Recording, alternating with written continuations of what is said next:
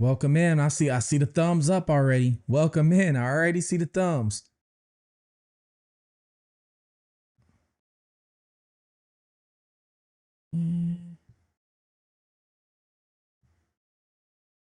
I already see the thumbs up.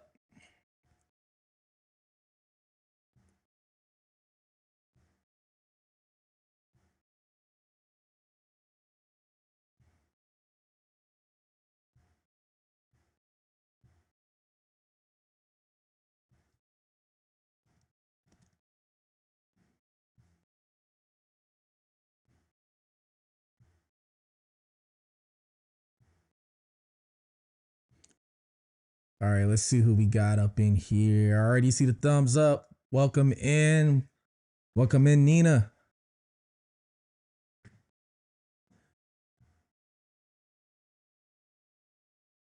Hello. Another heart back to you. Hello, everyone. Donna's in the house. Will this case be solved? Never. Never. Never. I don't know. Great question. Will it ever be solved? I think we're all wondering. Nanos is probably wondering if it'll be solved too, right?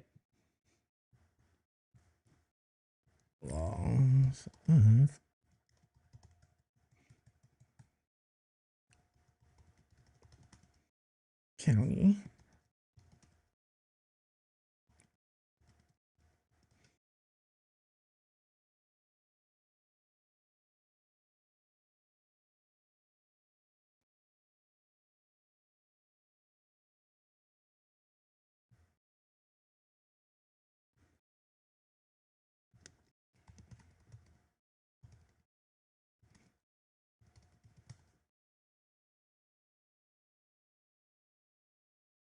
Welcome in, everybody. I'm letting everybody get in, get settled.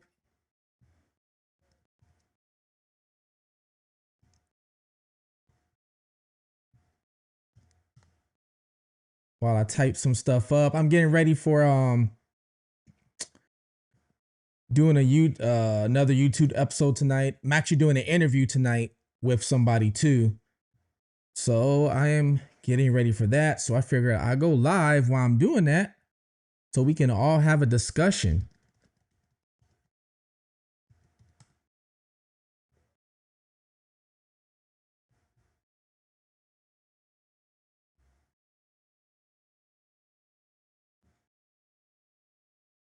Let's see here. I'm talking to AI right now.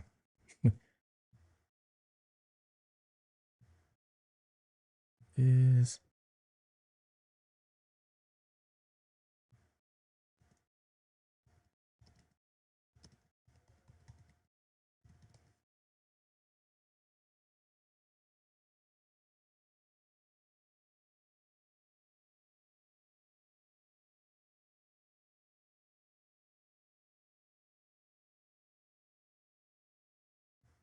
please like, subscribe. Let me see what we got going on in the chat. Oh, you guys are active today. Oh, you guys are active. Rock Prophet says it isn't too shabby. Samantha, how you doing, Samantha? This story keeps going in different directions. Next is aliens. Reptilians are coming next. Next is aliens abducting Nancy. That's going to be the next thing. Aliens from Cherokee, Jupiter. We got Germany in the house. Braveheart says, hey, Ray. Happy Monday. Yes, happy Monday. Joyce Wright from North Carolina. Is someone living in Nancy's house? Is that why they want the YouTubers gone? Hey, I'm wondering if somebody's inside of there too.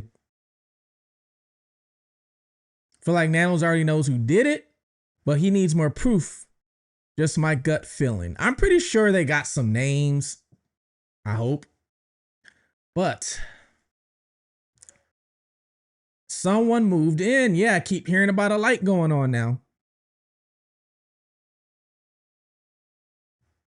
5 months and no suspects. This case is bigger than what we think. I've been saying that. This case is bigger than just some person that's just been missing or kidnapped or does bigger. I've been saying that one. Miss Crown, TC is in the house.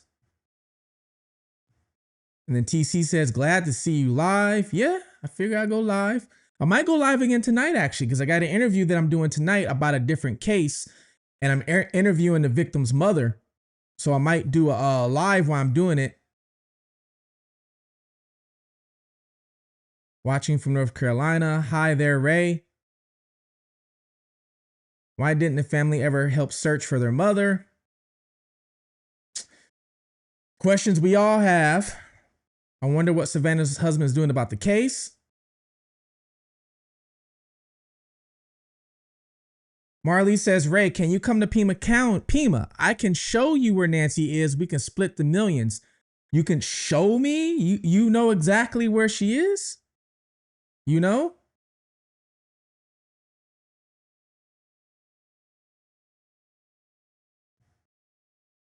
Shiloh. Thank you so much. Thank you. I hope you guys are having a great Monday. Hope it's been good for you. Well, as good as a Monday can be, because I know some Mondays be crappy, right?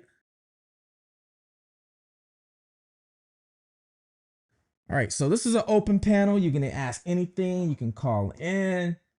But while that, I figure we maybe look at why Pima County is doing what they're doing outside of Nancy's house, which they haven't done before.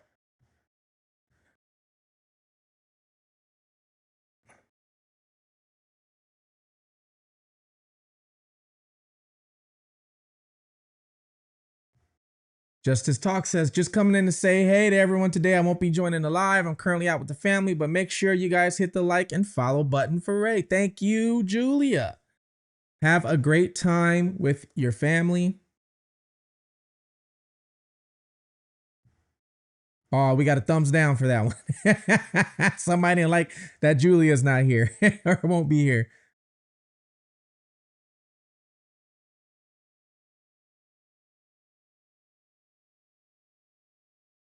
Dean says, thank you for sharing your thoughts with us. You're welcome. You're welcome.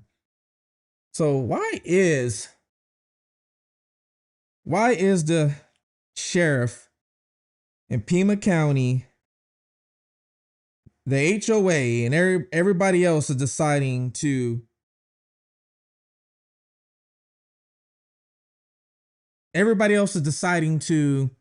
kick the streamers out? What's going on with that?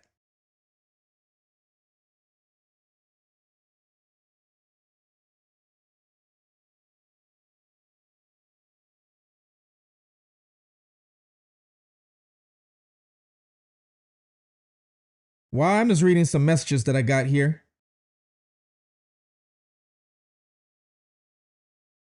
Yeah, why is everybody else now they decide to do that?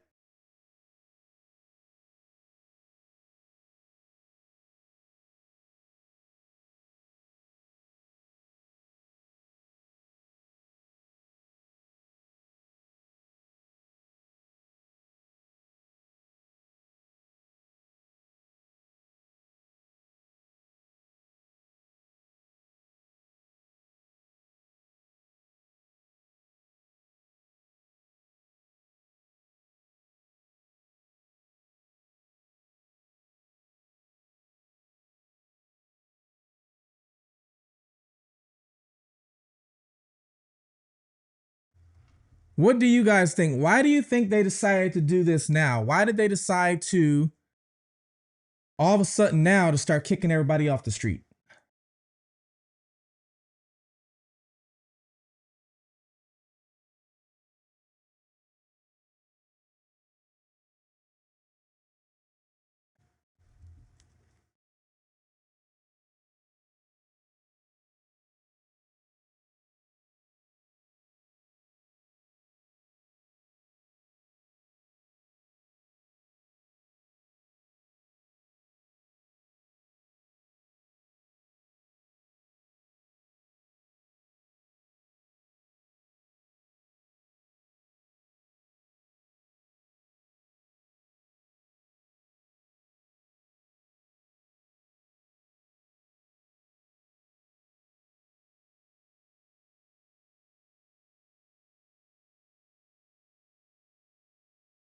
Somebody's sending me a long message here.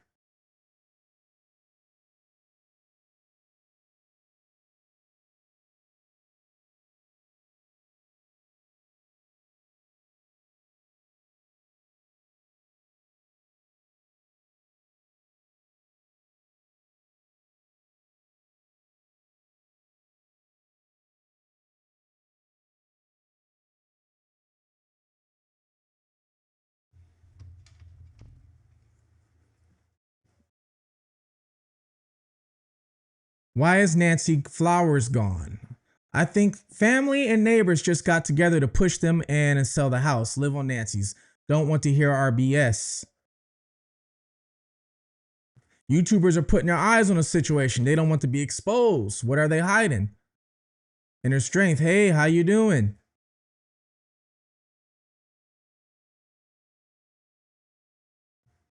Terry says they're doing evil things.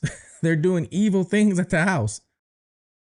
Deflecting outside. Dirty. And steer the attention to Mexico. No one wants their eyes on them. Donna says, is she back home? Is she back home? King V says, hey, Ray.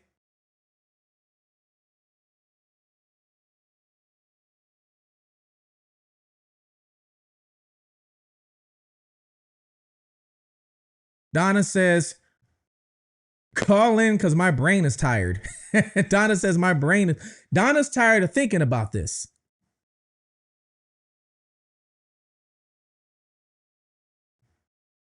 Who was national sheriffs for 8 years?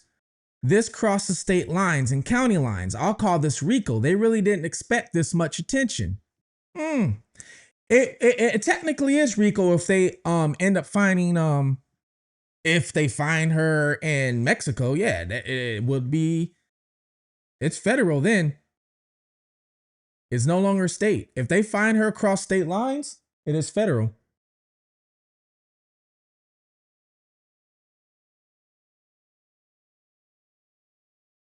Some people have said that Cameron was staying at Nancy's guest house when Nancy was abducted. It did look messy when they showed the inside of the guest house.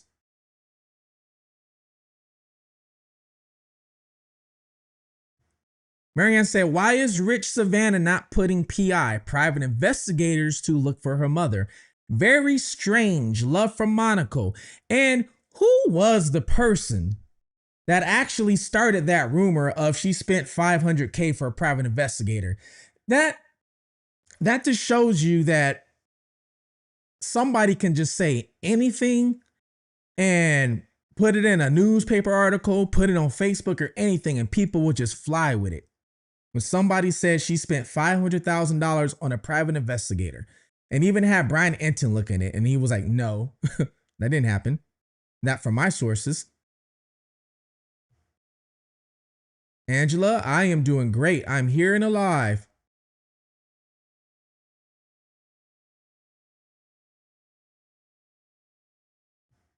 Interesting to hear. Does Cameron own a condo in AZ? I don't know. Let me look real quick. Let me look. Let's see if it's on a background. Let's see, because I could see properties. Let's find out.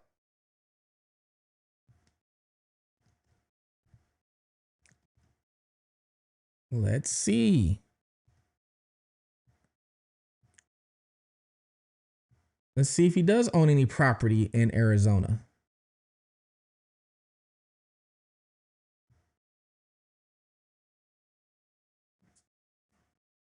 Currently looking at Cameron's report to see if what properties he owns. Let's see if any is in Arizona. Let's see what we get.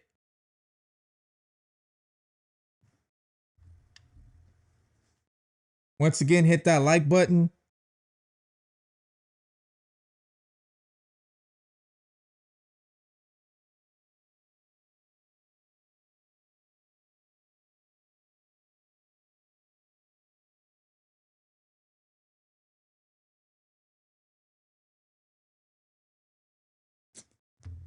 Hit that like button. Let's see what we got here.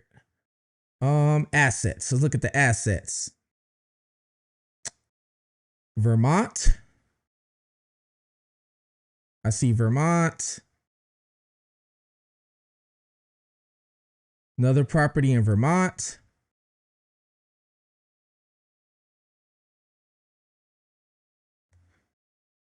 Charles the what was Savannah's dad name? Was it Charles?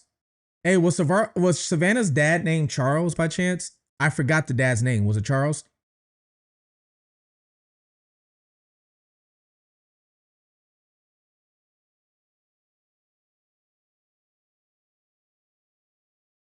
Who's Charles?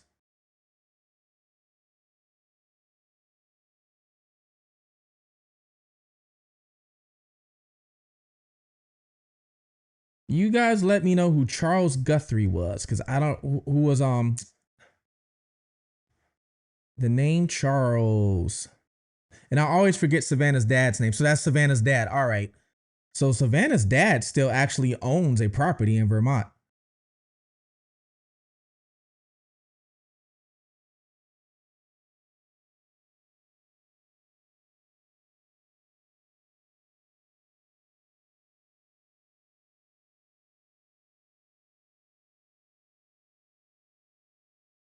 All right, so that's the dad. Okay.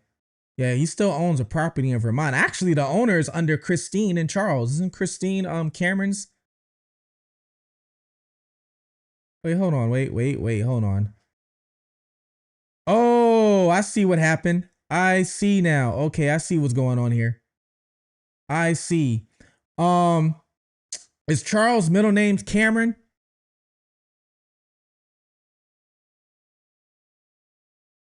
Charles' middle name was Cameron, right?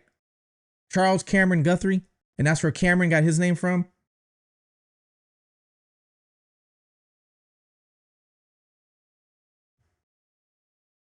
I didn't know Charles' middle name was Cameron. I didn't know that till now. So never mind, because I saw a property listed under Charles Guthrie and Christine Guthrie, and I was like, hold on, I think Christine is Cameron, but I get it now.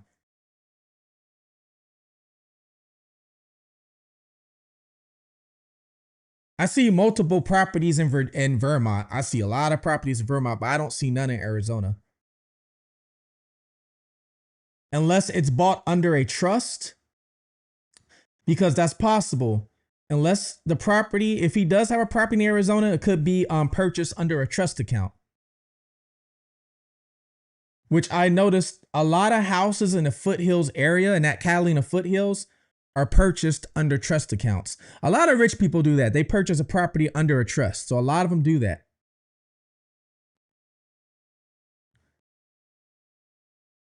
It's Charles Errol Guthrie. So who's Charles Cameron Guthrie?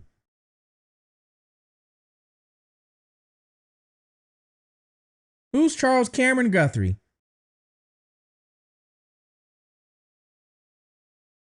Anybody know who Charles Cameron Guthrie is?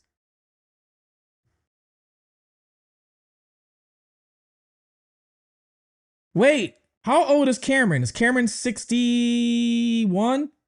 Oh, all right. Is Cameron's real name? I think is Charles Cameron Guthrie. I think Cameron's a junior, or is that Savannah's brother?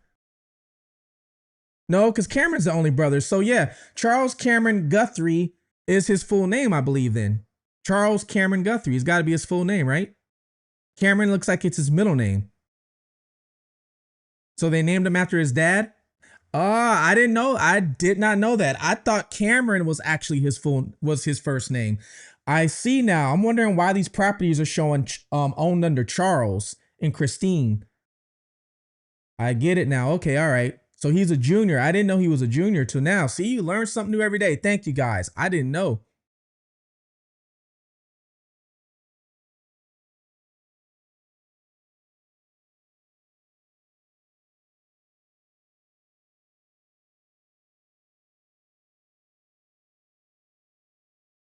All right, I'm looking now. Yeah, he's got when you do a report on him, there's two profiles. There's two. One shows under Cameron and one shows under Charles Cameron Guthrie. So I get it now. Wait, who is this? What was this?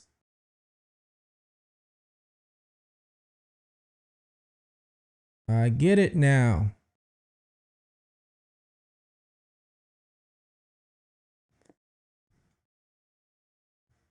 Yeah, I don't see him owning anything in Arizona. Like I said, unless it's purchased under a trust, which could be possible. But I don't see anything under Arizona at all, business wise for him. Everything's Vermont or South Carolina. All right, let's see what we got here.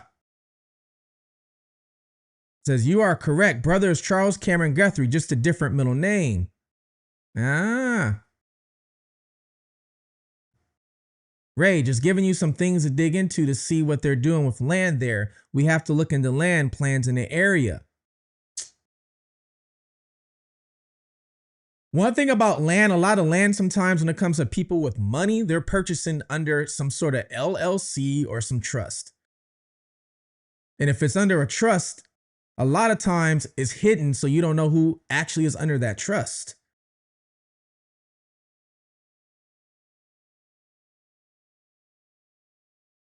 He slides under the radar. Yep, lives in Vermont.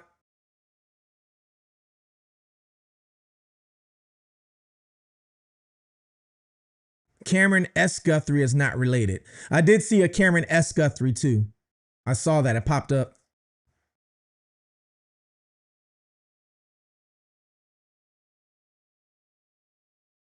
They rented a condo too. So if Cameron had one, why rent? If he does have one, maybe he could be renting it out himself or Airbnb-ing it or something like that. Could be, because you know how Nancy Guthrie had the guest house and she was renting out the guest house. So that could be if he has one. Actually, you know what? If he does have a condo in Arizona and he is renting it out, it could be owned by some LLC or something that I'm not seeing for tax purposes and liability purposes too. If you have a property in a business or LLC and you're renting it out, it separates you, of course, you know, from your name. So if something happens, let's say the apartment just catches on fire and people die, it kind of they sue the company, you know, and they can try and sue you, but it still separates.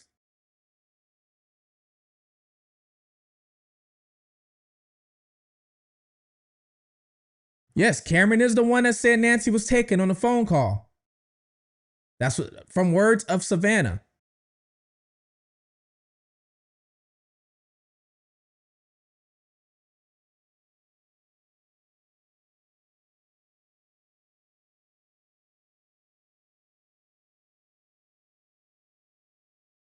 Ray owned by his LLC. Yeah, it could be possible. Let me. The only one LLC I am seeing. Oh, it won't even let me do a search on it though. Let me see something. The Eagle Ray Designs.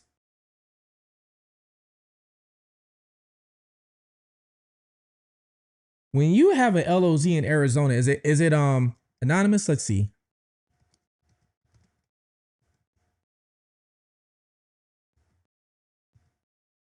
Let's see something here.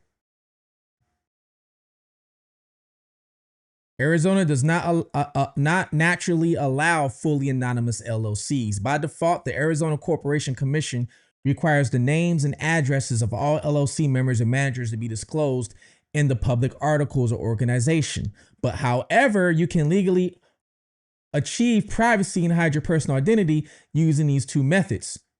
And guess what the first method is? Form a confidential trust or form an out of state anonymous LLC. I got a couple of those out of New Mexico. I have a couple of those myself. They're anonymous out of New Mexico.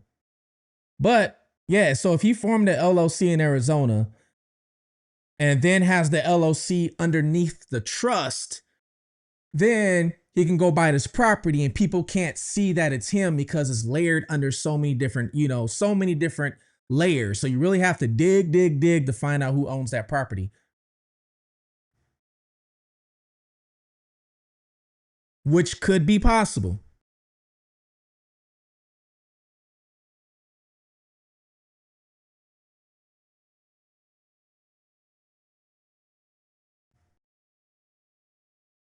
I've read reports that he owned a condo in Tucson for years ago, but sold it. Let me see if I can search that real quick. What's this say? News 13 reports fires on a Catalina mountain. Is that time already? Are they already starting fires already? Catalina foothills. Fire. I'm also going to look to see if I can see anything about him owning a condo. Oh, I do see, yeah, Catalina foothills. This was yesterday. It's about that time to start having those wildfires.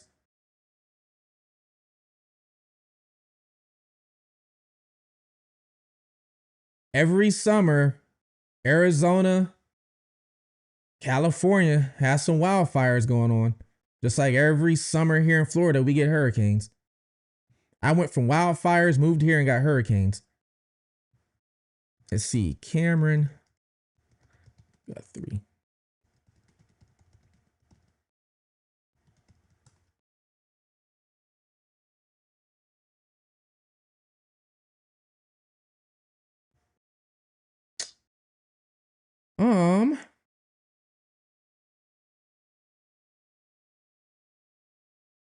Yeah, I don't see any proof. If there is or was a condo, he's got it hidden. If there is or was, he's got it hidden. And if he is renting it out, he's probably got a management company looking after it. If he is renting it out, that way he never has to show face or anything at the door, never has to collect rent himself or anything. He has a management company dealing with that.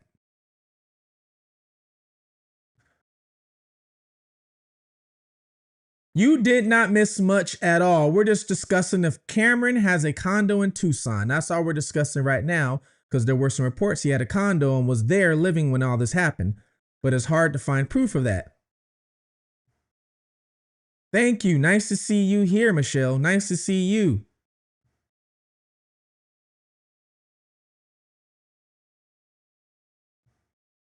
Why would he hide it if he has so many in Vermont that are public? You would think that a person would do the same thing with all property they own. You are correct. You know what? It just all depends on if he's renting out the Tucson one or not. So the Vermont ones, let me go to the Vermont ones real quick. Let me see what kind of properties these are. So let's say, and you guys know this, that like live way up north by Vermont, Maine, and kind of that Canada borderline. A lot of people will have their main house, and then a lot of people will have like a cottage, you know, to where people will live in the main house. Then when they want to go on vacation, they go to their cottage. It's kind of a big thing, like in those northern states of Maine, Vermont, and Canada. Canada, like that whole little area, that little area right there, people will have a main house and then they have a cottage. And they don't rent either of them out. They just, you know, I'm gonna go to the cottage this weekend, you know, and have fun on the lake, things like that. So let's see what we have here. What is the stuff we got here? I'm looking to see what kind of properties these are.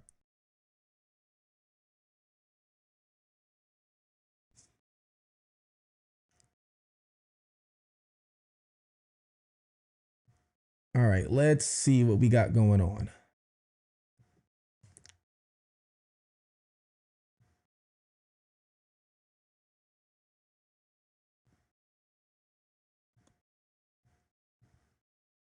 All right, so one is a condo. He does have a condo in Vermont. One's a condo.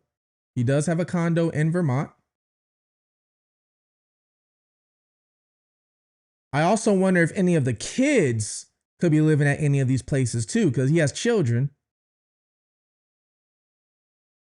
So one, his children actually could be living at one. Let me see here.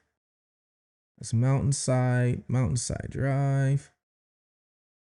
All right, so we have one condo in Vermont. And what is this?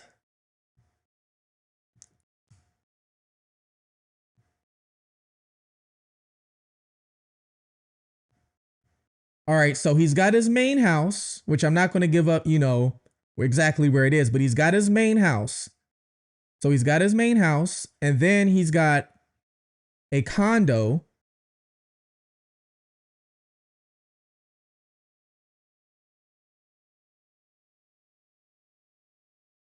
On my reports, okay, one was okay. All right, all right. So he's got two properties in Vermont. One was sold. So he does have two in Vermont. One was sold, and it looks like all the ones that were in South Carolina were sold. So currently, what I'm seeing right now is two properties. And let me see, is there one by a lake or anything? Let's see where these are at. Let's see where these are at.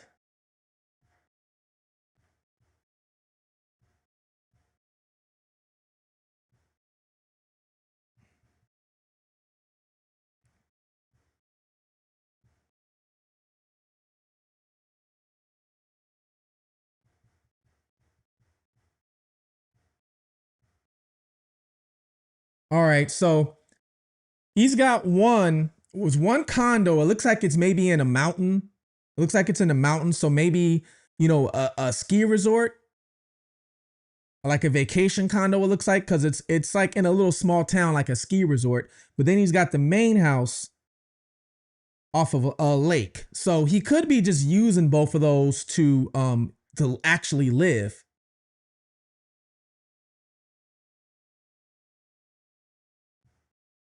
Just says you can still buy a property in other states, such as Arizona, and have an LLC purchase it and be established in a different state. That is true. Here in NV2, it's so dry. Yes, Las Vegas. I go there all the time.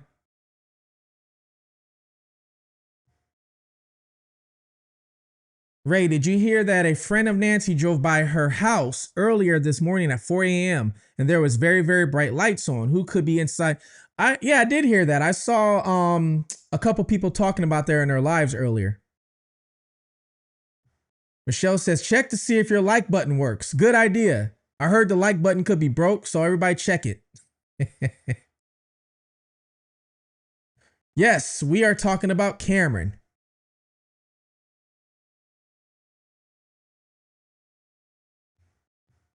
Divine says, listen, an 84-year-old woman, don't just go missing, and nobody like this family organizes a search, pays for a search, or the PD clears everyone 2 weeks in. Something is shady about this whole situation. I've been saying it. Karen, I'm glad you caught the live too. You know what? Just for that, glad you caught the live, Karen.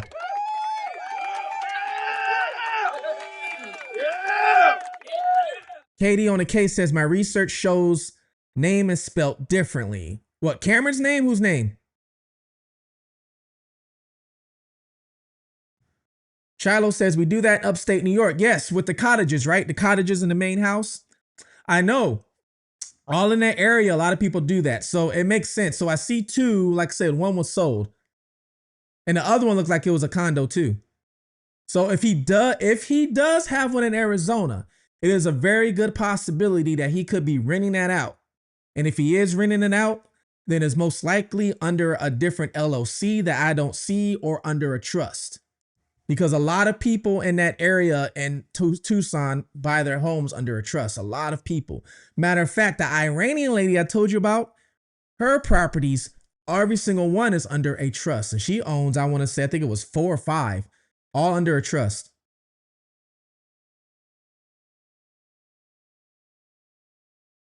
Tammy says, if you choose to look into Team Reedsville, this leads across state lines. They use LLC business.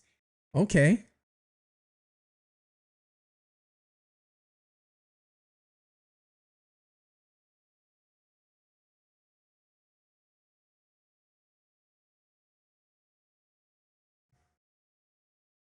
So this is not for, he realizes how famous his sister Savannah is, and privacy would make a whole lot of sense. Reportedly, he was fast to say to hear. Yeah, he was fast. Hello, Nina. We got another Nina.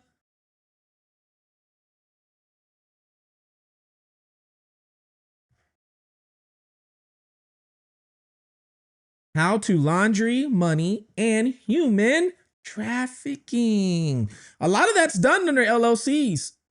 A lot of what you just put down there is done under businesses. Actually, a lot of people who go to prison, they go to prison, federal prison, because they're doing it under businesses. Texas lady says, wow, I caught a live. Yes, you did.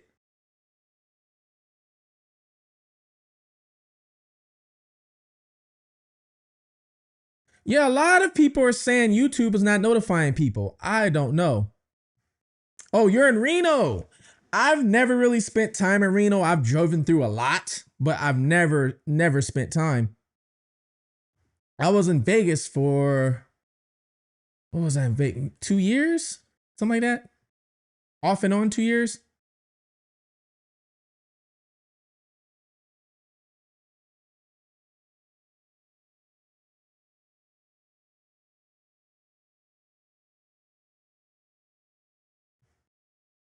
Everyone congratulate Ray because he's officially on the criminal network list.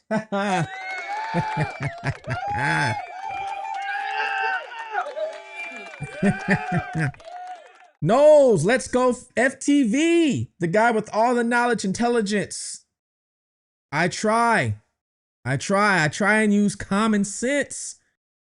I just try and use common sense and think outside the box and keep my brain open. Yvonne, I'm glad to see you here too. Oh, you're not too late. You're not too late.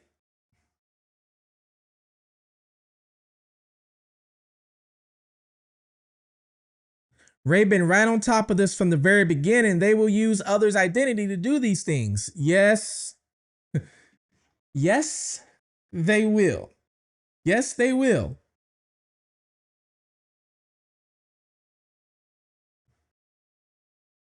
What's my email? It is Marcel at raymarcel.com. I put it in the chat for you, Rock Prophet. I actually got the Fugitive TV website coming up soon too, so that's coming up soon. Thank you, Nina, for gifting a membership. Thank you for that. Thank you for gifting a membership. Thank you.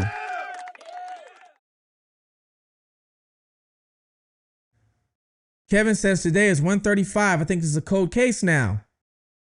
Oof. You know what? I think they know something, but they covering it. They cover something's being covered up. Somebody somewhere is covering something up. Somebody somewhere is covering something up. Just found you, says Sue. Welcome to Fugitive TV. Welcome.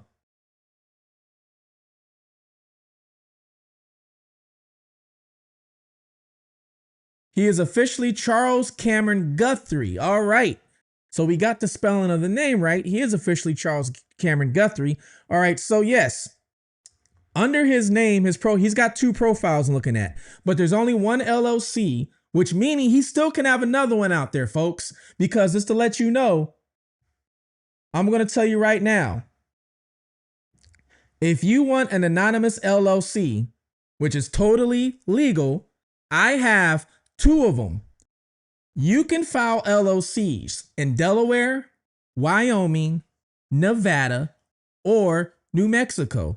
I have mine in New Mexico because New Mexico was cheap. And once you file it, New Mexico, unless they changed it, once you file it, you don't even have to pay every year to keep it open. So for example, I live here in Florida now. Florida is one of the most expensive states to start an LLC because let's say you pay your initial, whatever it is, $100, $150 to start it. Every year you got to pay that. Every year. New Mexico, you pay once, you're done. And it's anonymous. So you have Nevada, Wyoming, Delaware, New Mexico, where you can actually open an LLC. It can be anonymous, and then you can go around buying things and nobody knows you bought it.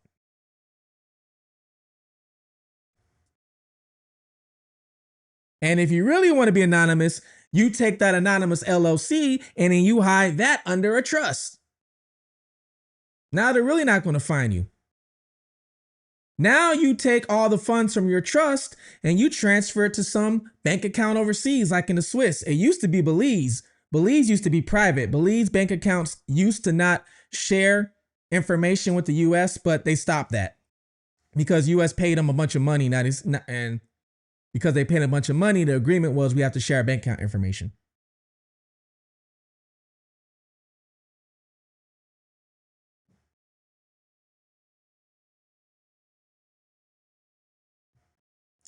Ray, have you had a chance to ask your source in Pima County Sheriff's Department what they think or saying about the arrest citation that have happened with the streamer? I did ask.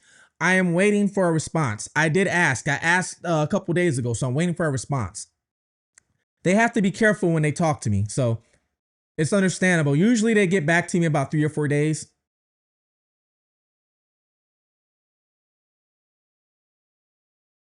Because it has to be relayed through a middle person, you know? Maybe something to do with Epstein, Jill Peak says. Jill Peacock. And you know what? I wouldn't be shocked. That's why I did a couple videos on that. I wouldn't be shocked.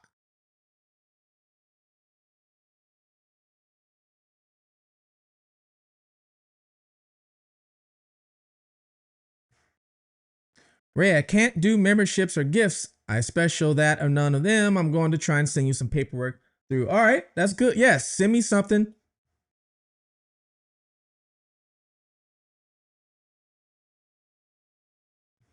I loved your videos on YouTube took down with Kayla, her husband, and how Kayla was related to Nancy and an Iranian lady with her businesses. That was brilliant thinking outside the box. Thank you so much. YouTube wasted no time in taking that video down, and they also did not even tell me why they took it down.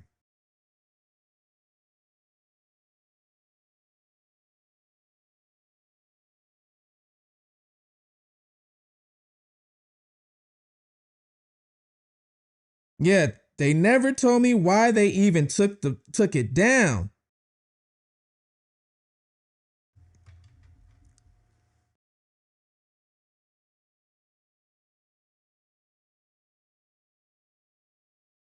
Yes, LLC is a limited liability corporation. So for those of you people, I see some people are asking, a person will form an LLC. Let's say you want to start a business, a lemonade stand. You want to start a lemonade stand, right? And you go out there and sell lemonade. Well, when you go out there and sell lemonade, you might want to put it under a limited liability, a corporation or LLC. There's different types. I'm not going to get into all that, but you put it under LLC to separate yourself from the business. Because once you get an LLC, you can open up a business bank account. You can get a number, and I'm just breaking it down on like a fifth grade level. You can get a number for the business that is similar to a social security number, which means now the business can have its own credit, which is separate from you.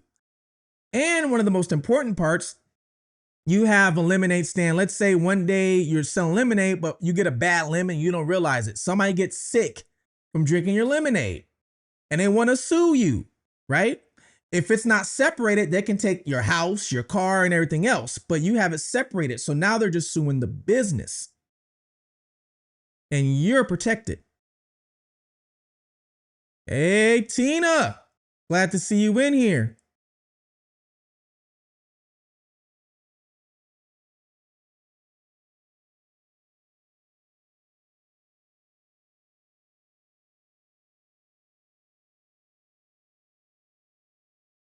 Rock Prophet. All right, I'm gonna read that. I'm gonna read that in about 2 minutes.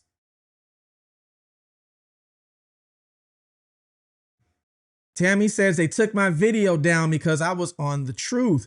And you know what? I learned my lesson. I learned my lesson to save videos that I think are going to be controversial or taken down or something. So I learned my lesson after that day. Save those videos. Because I never saved it.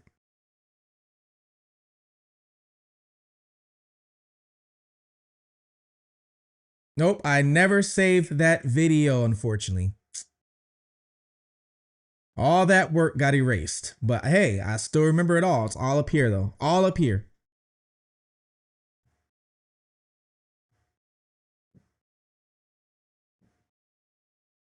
All right, let's see what else. Catalina foothills.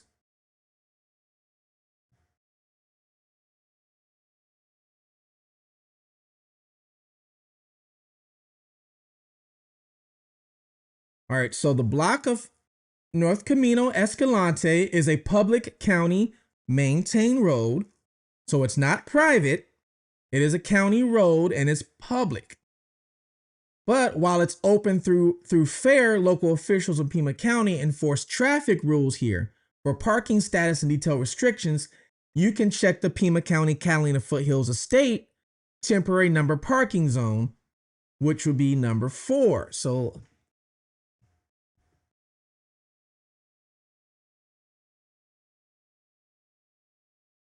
how much power does a Catalina Foothills Estate have over the street?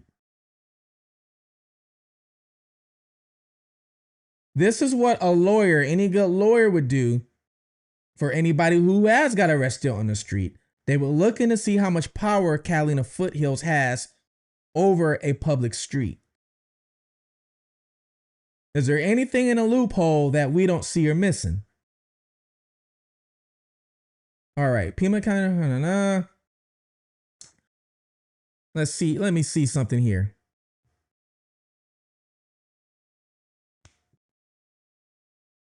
This little fly keeps bugging me. Oh my God. If you guys see me swatting away, I'm not on crack. I'm not high or nothing. There's a fly flying around. I can't get this thing for nothing.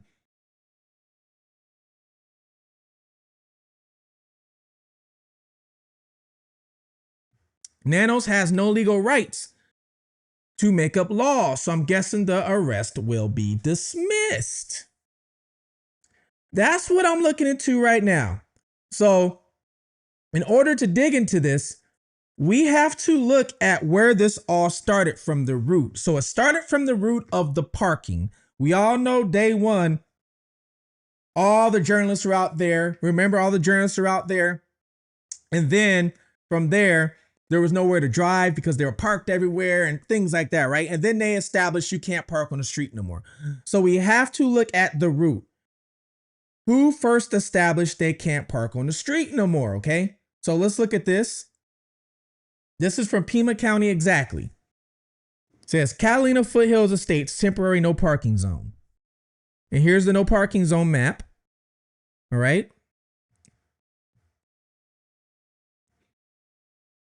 So this was the temporary no parking zone.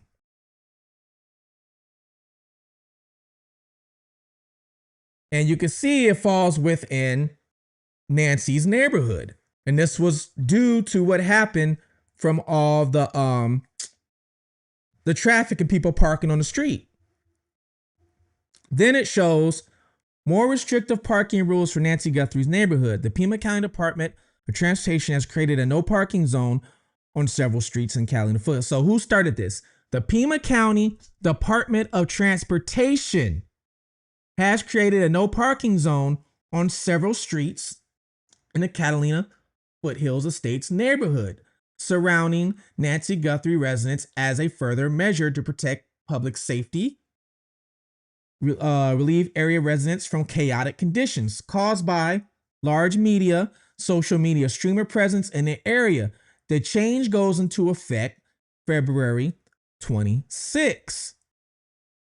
All right.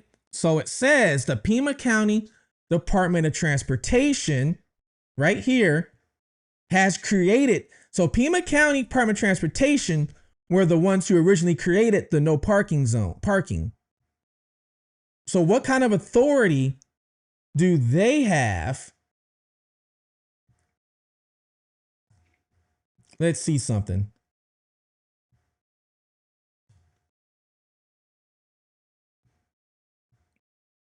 Authority do they have on the public streets?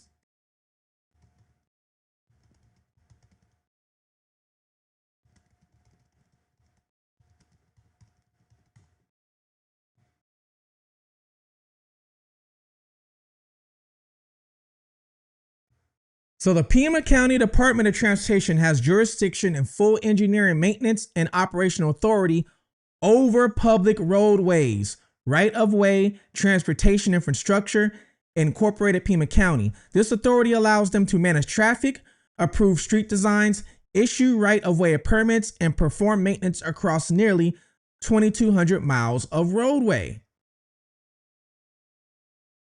The authority only applies to public highways, streets, and officially dedicated public rights of way. They generally do not maintain or enforce traffic rules on private streets and neighborhoods or gated communities, unless specifically authorized. All right, so the Pima County Department of Transportation does have some power, it looks like, on these streets.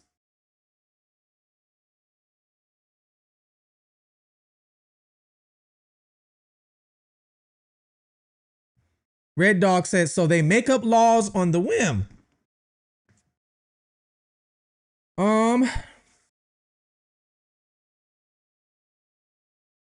So they have full jurisdiction, has jurisdiction of full engineering, maintenance, and operational authority over public roadways.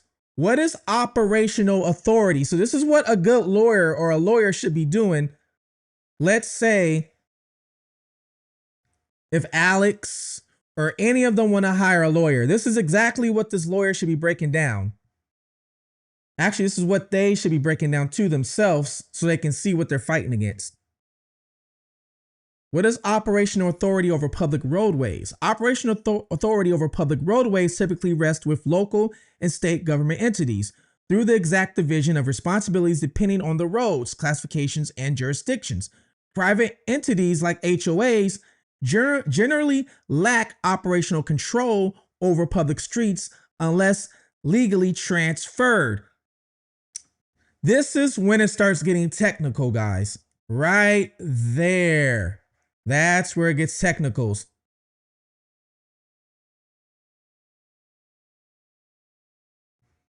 Says Sue Ellen that lives there, is head of the HOA. They found out on one of the streamers. So is Sue Helen on the HOA board? And which HOA is it? Catalina Foothills Estates or the other one? There's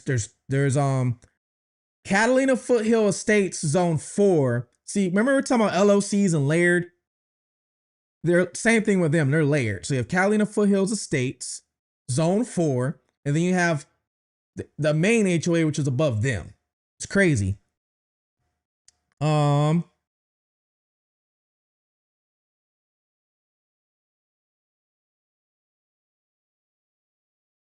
I would think the head of transportation would be high up in the state, not the highway department.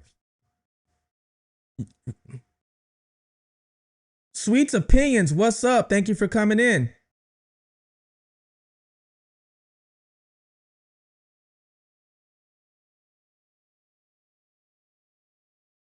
They make up laws to suit their narrative.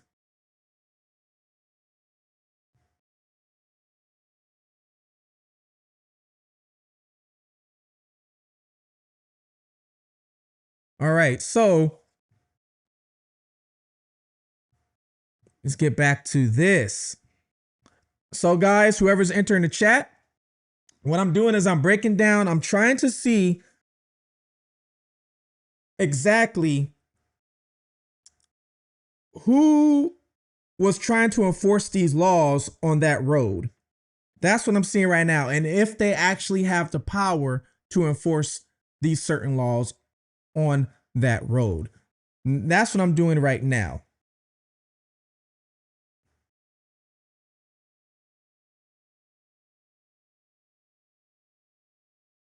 So for right now, I'm legally digging in a rabbit hole, and I started to see who started the no parking in Nancy Guthrie's neighborhood. Come to find out, the company that started that was the Pima County Public of Transportation. They're the ones who started the no parking rule in Nancy Guthrie's neighborhood. So then from there, I'm trying to see how much power they actually have over the street.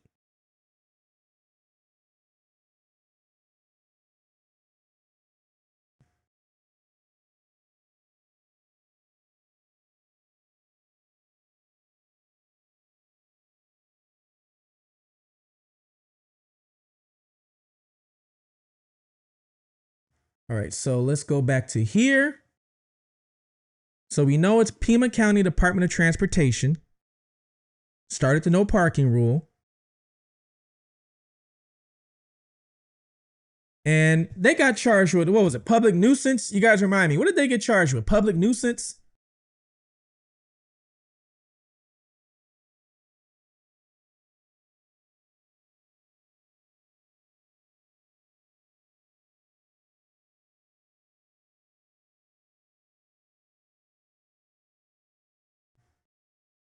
And let me see something else real quick. Get out of here.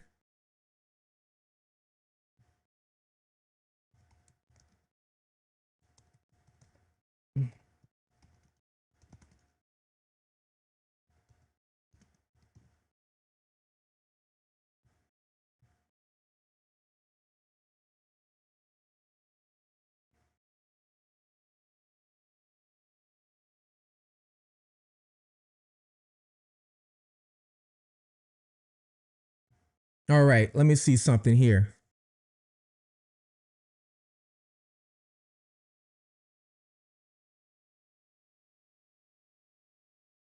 All right, so this is why, guys, this is why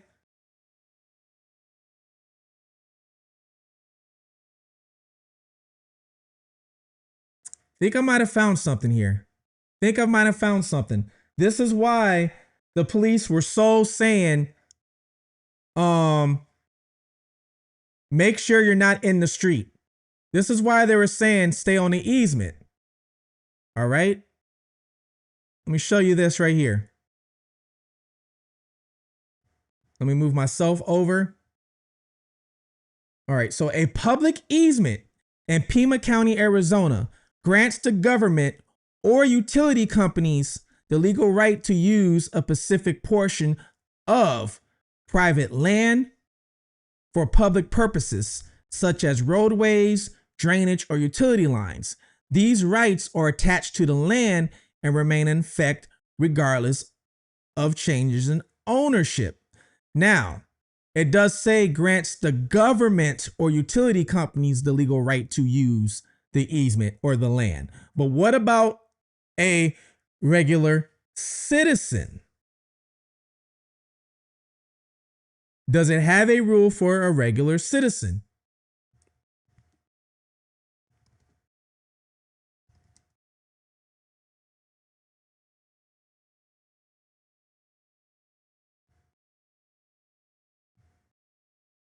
In Pima County, public easements and rights of way, which is ROW, are designed for specific uses like transportation, utilities, and flood control.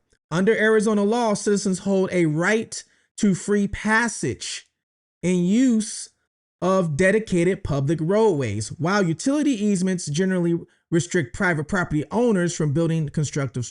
So it's saying right here, citizens hold a right to free passage on a public easement.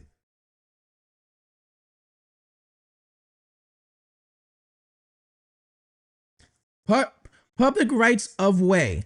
Pima County recognizes all historic road utility reservations containing U.S. patents as public rights of way. Every person has the right to use these free public roadways or streets.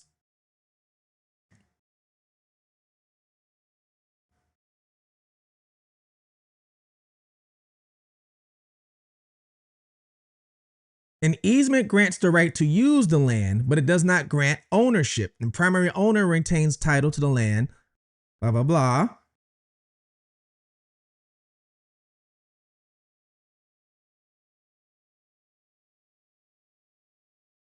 All right. So far, I can see a little conflict going on here. I can see the conflict of how it's starting. I see the conflict of how it's starting now. By reading these little laws and bylaws,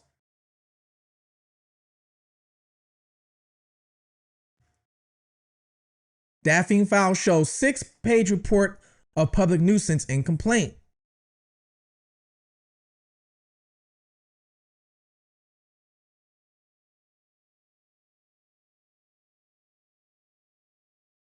So I can actually see where this conflict is coming from. You have the road, which I read that the public road is actually can be controlled by Pima County Department of Transportation. So it sounds like the Pima County Department of Transportation, with their roundabout ways, can say, hey, we don't want you in the street because you're obstructing things. You're obstructing the flow of traffic. All right, we get that. But then you got the public easement, which is why they were telling them, don't be in the road, stay on the public easement, because it's telling you right here that citizens have the right of free passage on a public easement. So it's telling you right here. But how do they get to that public easement? Yes, there's loopholes. Somebody said it right here. Loopholes right here. Where is it at? Loopholes. For any of you guys that has been in trouble with the law, what they will try and do is use loopholes on you, because a lot of these laws will have something that's open and you don't care. It's like taxes. It's just like doing taxes. This is why some people who are filthy rich don't pay no tax, because these taxes have a loophole in it that we're not taught or we don't know about. Same thing with law. A lot of times there's some sort of loophole in this law, and the only people that know about it is attorneys in the court. And us as regular people, we don't know about it. So it looks like there's this loophole that's going on right now that they're enforcing. But then you could be on the easement, which it says gives up, right away to public. Let's see something here.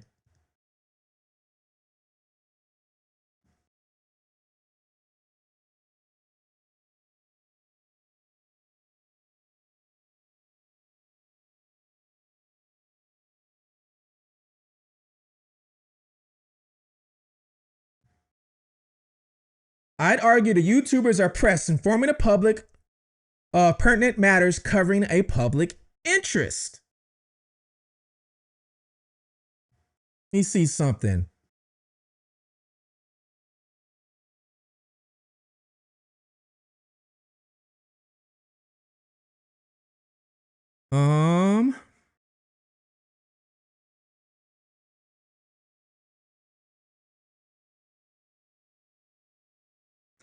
Right of way versus private. A public right of way, like a public sidewalk or street shoulder, allows you to stand legally and photograph. But if an easement is purely for private access, of course we know that you can't stand on private. We know that. Then you are legally trespassing. But what if the easement is public? Rights to, let's put stand and photograph. I'm putting photographs because usually these laws were written a long time ago, so they probably won't have streaming.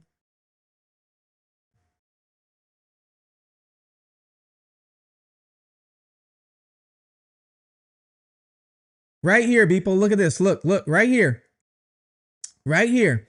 Public easements. Many roads and utilities in Pima County exist on reserved public easements or dedicated right of way, which is a ROW. On these lands, you have full legal standing to photograph people, police officers, or private property, as long as they are visible from the public space. So technically, law-wise, these guys reading this right here, and that's the law, they're not breaking the law by standing on the easement as long as they're not in the street. They are not breaking the law, right? So this is why they're not giving them no trespassing charges. Just think about it. If they were literally breaking the law, they can give them a trespassing charge. But they're not breaking the law because it's a public easement, right?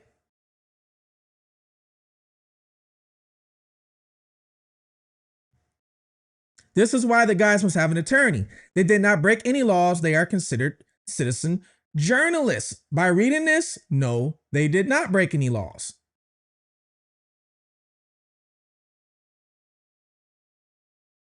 But now, let's get into the nuisance. This is where they're going to try and fight is the nuisance.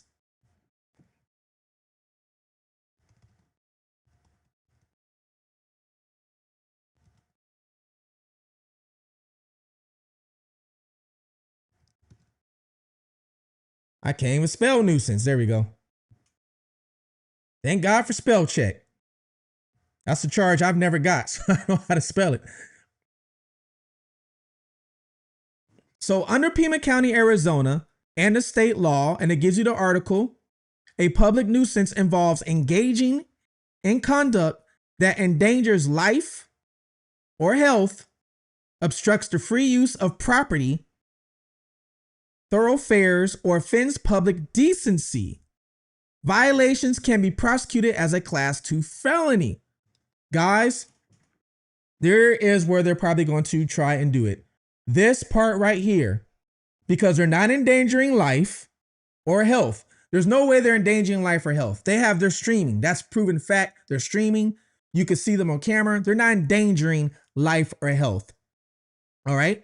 Then it says obstruct the free use of property / thoroughfares. I don't believe there's anything that can be done. But this one right here is where they're going to try and get him at. Offends public decency. Let's break that down and see exactly what that is.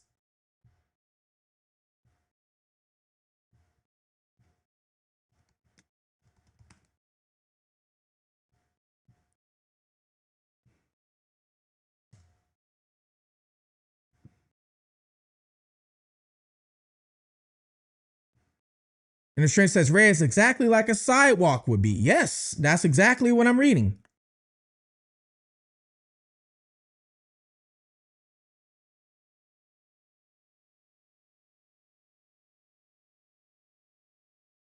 The neighbors watched the videos. I believe the neighbors watched the videos, then police started watching the videos. And that's when they knew like the juice was sitting out there. They were all watching, waiting for him to set up.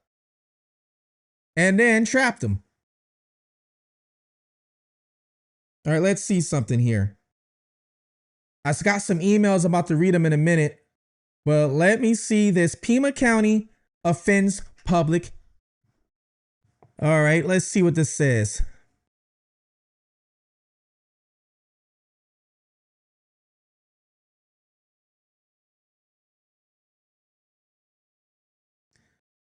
Hey, who was talking about? Somebody was saying they had a what kind of tent? I keep hearing people talking about like a bathroom tent or a stall or something. Who keeps talking about that? Alex, here we go. Alex Piscup. So, where were they using the bathroom at? Does anybody know by chance?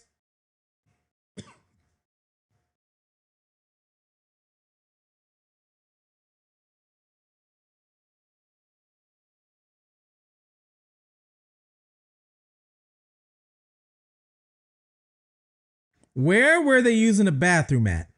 Alex had a pop-up tent.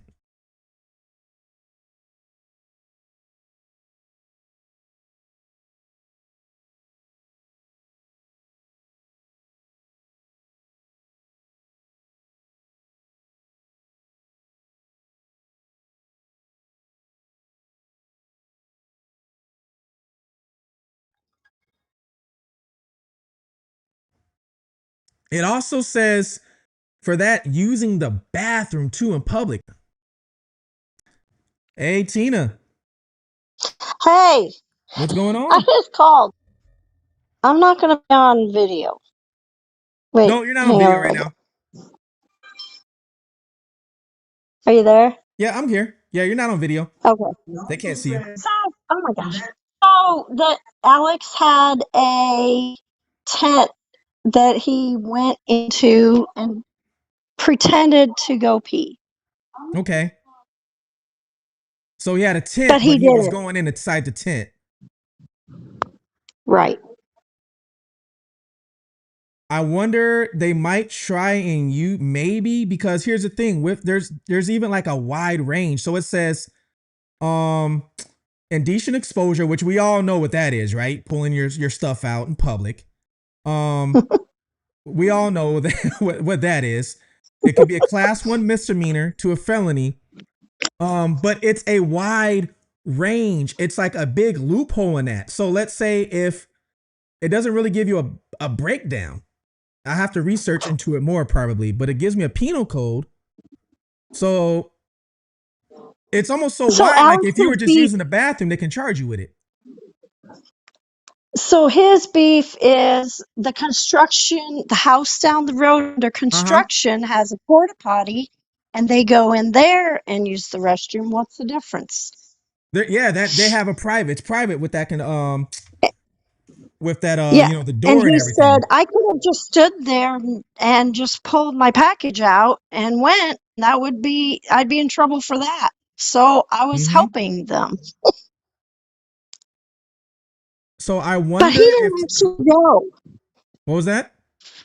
He didn't actually go. He pretended to go. So He he had a pretended. he had like a Pringles a Lay's cup, Yeah. and he went in there and he had a microphone on, and he went in there and said, "Well, I didn't do it because I had a microphone in there." But when KOTV or KO whatever you call it, KOAV, Yeah. when they showed the video on the television, they altered it and they put in a sound when he pretended to throw the pee out of the cup. There was no Ah. sound on his, and they put a sound effect in it. Well, There's wait, a wait, guy wait. that did a video So, who showed it. so they put a sound effect like he actually had pee in the cup. Yes, and it wasn't on his. There's a guy named Oh, Captain Kev, and he showed them both side by side. wow. All right, all right. Some of this makes sense because So I was they reading the caught him definition of it altering all. the video. So I wonder. I don't know for sure, but I'm wondering. Let's say when he goes to court and everything, if they're going to try and bring any of that up, if they're going to say, "Hey, were you Oh, peeing on the side of the road in your cup?" Because that is part of public nuisance. Because everything else I'm reading, weren't threatening life, they weren't threatening danger or anything like that. It's just the very last thing, which could be in, "Hey, I'm using the bathroom outside." That could be a public nuisance, I guess. It's a big loophole in that. right. What I have a problem with is he was there. So that he was there, that was evening. While he was sitting there, a sheriff came by and said, "Oh, hey, how's it going? Yeah, doing good, whatever." And I think it was a female, and she said, "Yeah, are you okay? Do you need water?" He's like, "Oh, no, I'm good. Thank you. Yep, see you later." Okay, then later, I think was the P tent, whatever. Yeah. It was the next day, they showed up at his house and arrested him. After Nanos changed his rules, how can you do this retroactively? I Like, wouldn't be surprised if that cop that showed up and that was being nice to him was there just to put a physical eye on him and probably take notes that acting like they were nice, but they knew what the hell they were mhm. doing. Like the cop was a witness that Alex was there. Hey, I seen Alex here. He's here. I Oh, talked to him. I would not be shocked if that's just what happened. The cop was there mm, just to do that on purpose. And you're not thinking of that. These guys not thinking of that. That's not their fault. right, They're not thinking about that. They're just out there trying to do their case. They're not thinking the police are going to set them up. But as soon as I heard Alex didn't get arrested at the spot, he got arrested at home. And usually right. when you get arrested at home, there's a warrant for you. A judge has to sign off on that. So there has to be a reason usually for the judge to sign off on that. So that cop could have, been that witness to get that judge to sign off like, "Hey, he was here. Um, we need to file him a public Mm. nuisance charge." And the cop could have put anything in the report. The cop could have said Alex was standing in the road. Cop, we don't know yet. We don't know until a discovery comes out. And hopefully, you get to see all the details. But we don't know exactly what that cop. But I'm willing to bet that cop was there just to put eyes on him. It wasn't all peaches and cream like it looked like. So you wouldn't have access in your little Spidey endeavors to find out, like, when we know what you do, to find out, like, when that warrant was placed. I contacted the person I do know that's in Pima County, but usually it takes a couple days for them to get back to me. because they kind Mm, of, we have to kind of keep it, on a hush hush. So I contacted him. I think it was 2 days ago. So I'm still waiting to see if they know anything about that. But I'll find, hmm I'll find out. But unfortunately, nobody would know about a warrant being placed until his discovery comes out. Did Alex get a lawyer? Did he has a lawyer already or no? He's working on it. All right. So as soon as he gets Last a, I heard, there was a uh huh. live last night, and Damien is they're making a bunch more calls today because some have offered to do some pro bono, but they really want a civil attorney. I think they need a civil attorney and another one. So they're getting advice from a lot of people and they're trying to weigh their best options. So I tried, I sent Damien 857 Tucson, I sent him a message before I called you and Okay. told him he should jump on and call in, but um, I didn't hear back from him yet. Okay. Yeah, when as soon as he gets a lawyer, the lawyer should be able to get the discovery because that's one of the first things they have to give you when you've broken the law. They have to give you the discovery, which has all that information in it. And I'm reading right here in Pima County, the police cannot pick you up from your house is if it's a non-emergency situation without an arrest or bench warrant. So if they didn't have an Oh, arrest or bench warrant, they had no right to be picking him up from his house on a misdemeanor public nuisance. It says right here in the law. It has to be, if it's non-emergency, it has to be a bench warrant or an arrest warrant for him. So if they did put in a warrant out for him and the judge signed off on that, there should be some sort of reason, and I bet you it's that cop that showed up. okay, that's interesting. You know why?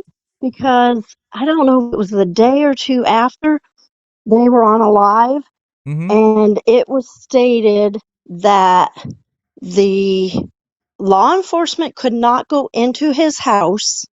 They made him come out, and the minute he stepped out, they could put him in handcuffs, but they couldn't go in because they didn't have a warrant.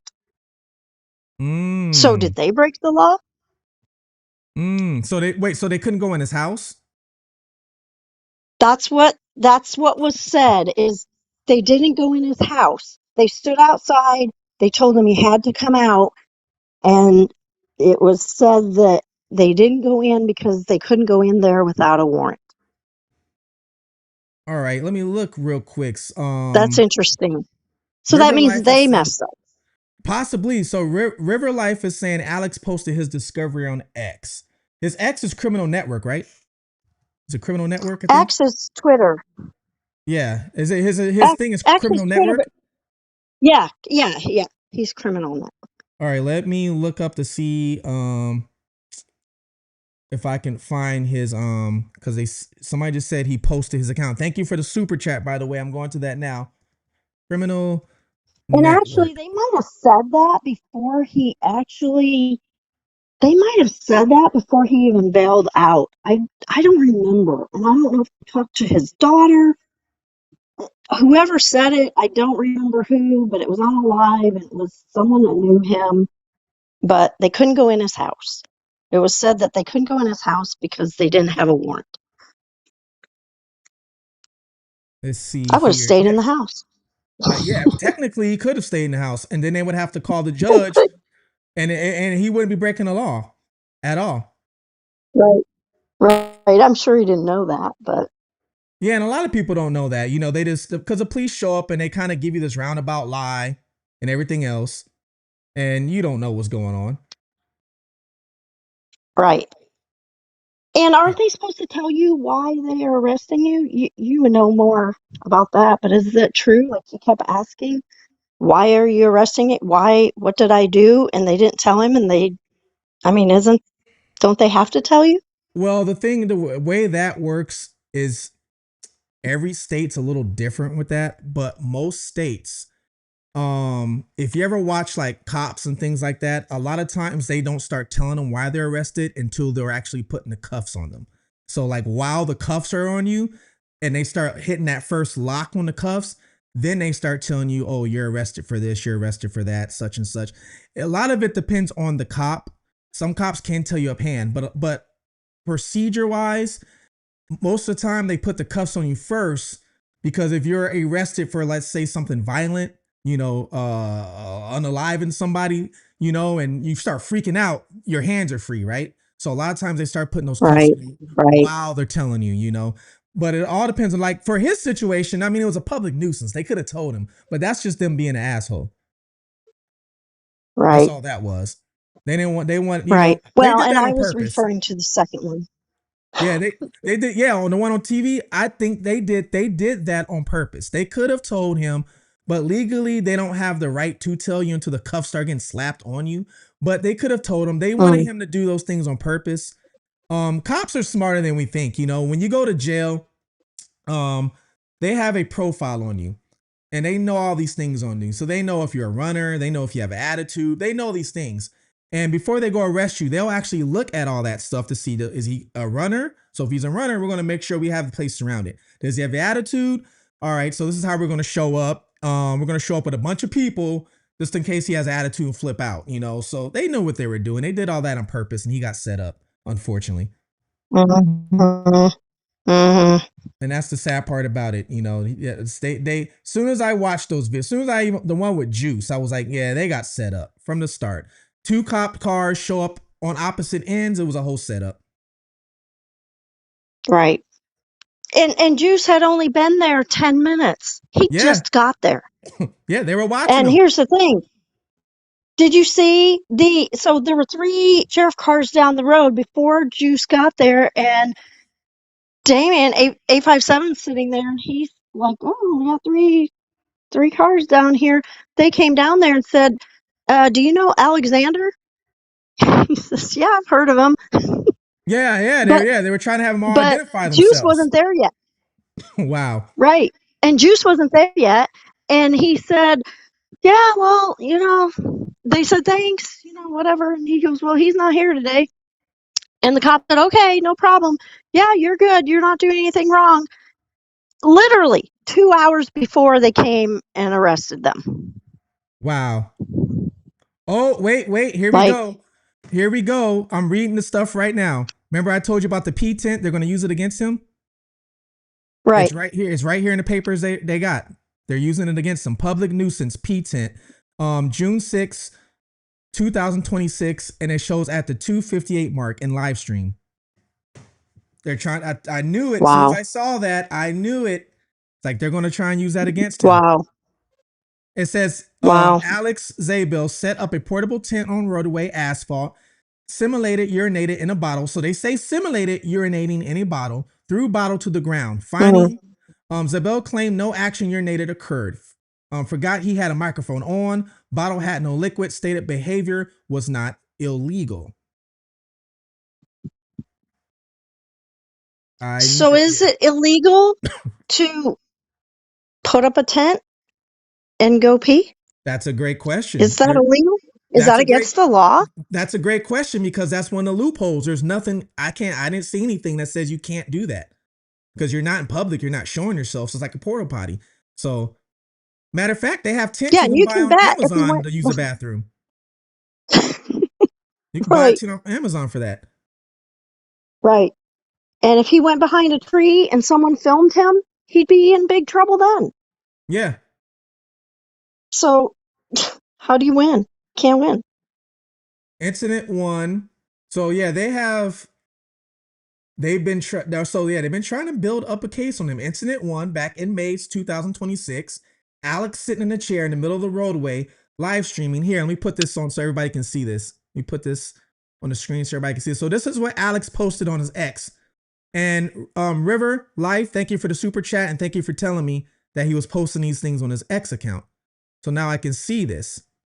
So May 26th, Alex sitting in a chair in the middle of the roadway, live streaming with tripod and cones. Alleged cactus thrown at a passing vehicle. Then it says that's the report. Now the finding is what the deputy comes and, does his investigation. Deputy Dorte spoke with Alex. He denied throwing cactus. Confirmed 43 minutes of live streaming. Bag search found no alcohol. So they searched this bag for alcohol. Yeah. On May 26th. And they're even taking account of how long he's been live streaming. Then the same day, incident 2, neighbor harassment. It says report. Caller reported Alex attempting interviews at her residence, described ongoing harassment. She avoids staying at house at night. So basically, she's saying she's scared, is what she's putting right here. Ellen? And yeah, it doesn't say the name, but she says she's scared, or he, she, Yeah. whatever. That's And then it. it says finding. Alex confirmed he interviews willing neighbors only, agreed to respect those who decline. And then June 6th is when we have the whole peeing thing. And June 8th, count 1 ARS, obstruct public class 2 misdemeanor. And then it also has second incident of it. Then a count 3 public nuisance classic disposition booked in boom. All right. So it doesn't say if he actually got a warrant or not. That part is not saying. So if they couldn't enter his house, then they probably didn't have a warrant. If they could not enter the house. But as soon as he stepped out, which they probably did, was this. They probably could have to talk to Alex, but they probably knocked on the door. Hey, Alex, I want to talk to you. Can you step outside for a minute? Oh, yeah, sure. Click, click, you're under arrest. He stepped outside his house. Probably what could have happened, but I'll have to talk to him to find out. Mm-hmm. So, which meaning if he didn't have a warrant, these police went out of their way just to make an example out of him. Well, we knew that. That is crazy. That is crazy. As soon as I saw the public indecency thing and I kept hearing about the whole P tent, I put two. I was like, oh man, they probably use that. They're using that against him because he's not threatening life or nobody's in danger. No. And rarely got out of his chair. I mean, I watched a lot of his lives, most of them. That's insane that they're doing this to these guys. So and I wonder. Yeah, go ahead. Juice doesn't cuss. They bleeped him. That's the other thing. They bleeped Juice. Juice didn't cuss. He doesn't cuss. You could go listen to his live stream and you'll see, like I've seen the replay, he starts to say shit, but he didn't. And he did not cuss, and they bleeped out even more than that. Wow. Like, I don't know. I mean, what happens if they show this evidence apparently is this video and it's altered? This right here, Awakened Soul put a perfect comment. It says, with Alex's tats and stature, the neighbors actually profiled him in Juice. I think that's what's happening. I think they got profiled and they got discriminated against. Yep. I'm pretty sure that's what happened. They saw Alex with all he's a big guy. He's got a bunch of tats, and he does look intimidating. And these people who live in foothills, no disrespect to anybody, but they're probably older, like, oh, we're scared. And, and then you'll see Juice out there with him and they probably were like, oh no, we don't want them here. They're probably up to no good. And they probably got discriminated against. All right. So yeah, I don't really know too much about that because I really don't get into all that too much ever. There's more important things, like trying to find missing 84-year-olds that are allegedly missing. But I will look into that. Now back with when it comes to Alex, man, poor Alex, man, that man, they set him up. He was just set up, and they look like I would not be shocked if it was just they were racially profiling him. I would not be shocked. Yeah, Arizona used to have that law. What was the law? Hold on, Arizona.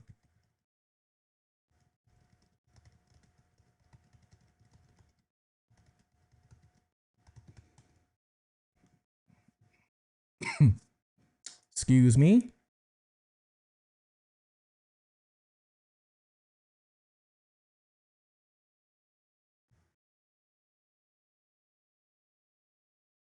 Where I believe the law changed. Where is it?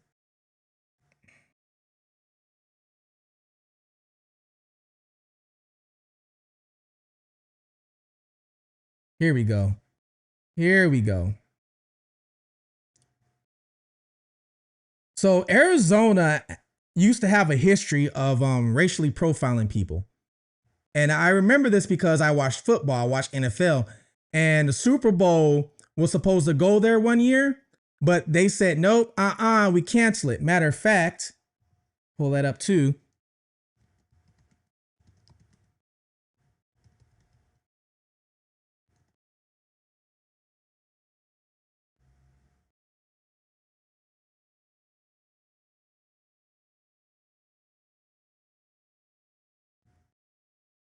Because I remember the first time they took it away was because the voters in Arizona voted not to have Martin Luther King Jr. a birthday, a holiday actually. That was a long time ago. That was like back in the early 90s. A lot of people don't know this. Arizona used to be, I think, one of the only states that didn't celebrate Martin Luther King birthday. They were, I want to say, maybe the only state that didn't celebrate MLK. And then NFL was like, no, no Super Bowl for you then.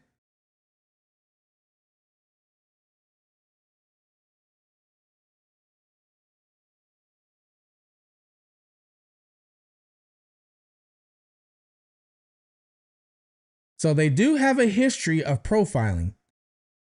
I'm trying to see if I can find.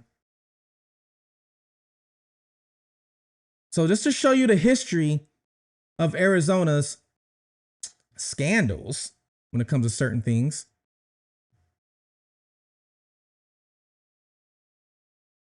Court rules that Arizona sheriff engages in racial profiling. A U.S. District Court, and that was a sheriff at the time in Maricopa County. U.S. District Court has ruled that Arizona Sheriff Joe Aprilio's department has violated the rights of Latino drivers by racially profiling them as a part of the crackdown on illegal immigration and issued an injunction to halt the practice.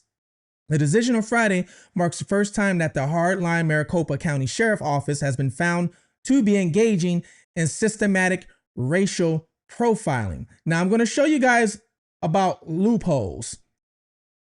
Watch how the loopholes work. This is how they get you guys. This is how they get you, folks. This is when you don't really know the law. Now watch this. Let me move this over so you can see this. Under U.S. and Arizona law, police cannot pull over a driver based solely on their race, ethnicity, or the fact that they look Spanish. The Fourth Amendment protects individuals from unlawful seizures, meaning officers must have a reason, right? But here is the loophole.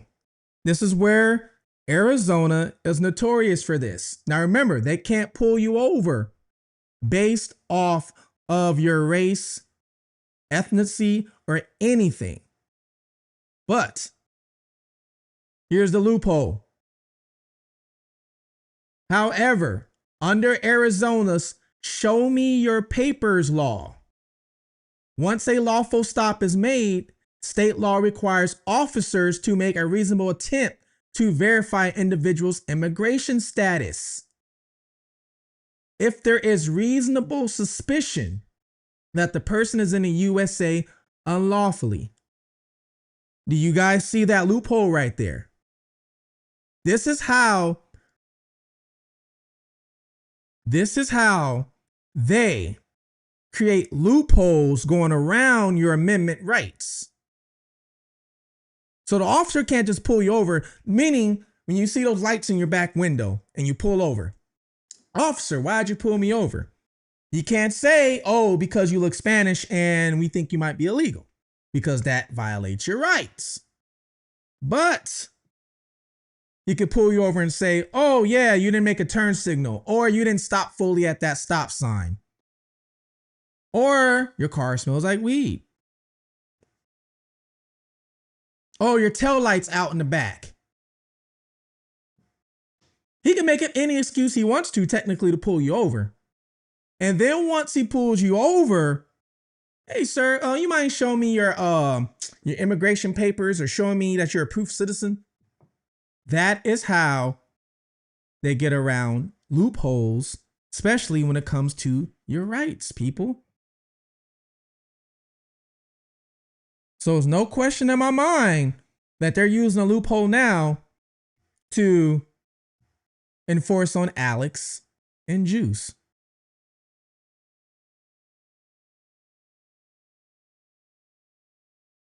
All right, let me see this email I got.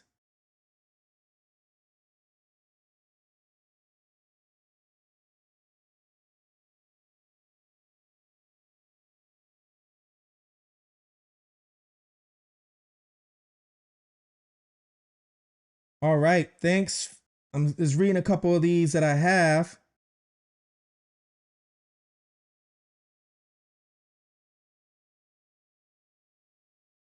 Oh, what's this right here? Hold on, what is this?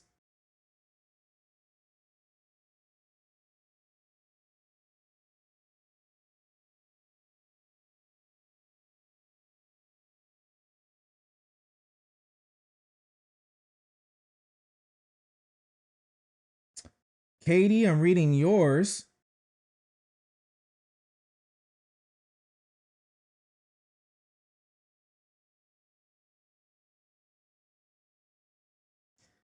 Um,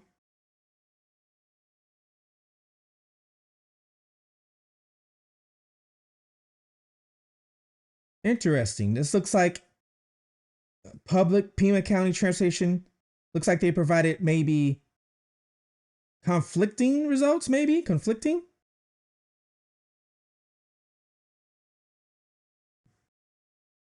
And now I'm reading about Alex.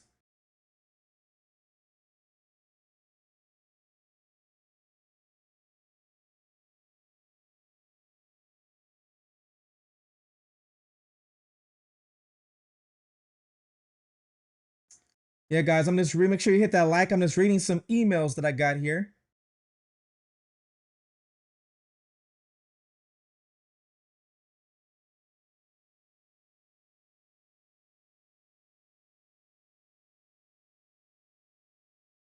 Yeah, they've been recording everything on him. Arrestee's YouTube. That is crazy. They even have his YouTube listed.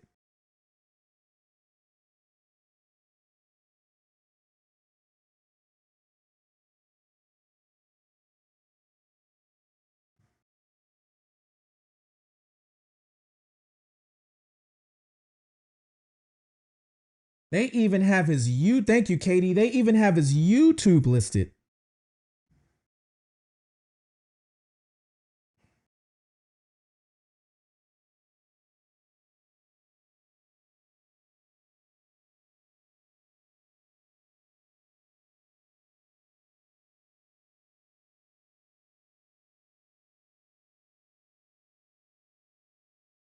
So there was a contact alert that has been issued. It was signed off by Sergeant J.S. Peterson. There was probable cause reference to Alex to be arrested for 2 counts, and it gives you the penal code in a reference to traffic hazard that occurred on May 26, as well as a criminal nuisance which occurred on June 6. At that point, I was told to take 2 directed patrol units and assist Detective Daniels. I confirmed that Sergeant, he sent detectives to the address, and once I responded to the area, deputies made contact with the subject and placed him in handcuffs.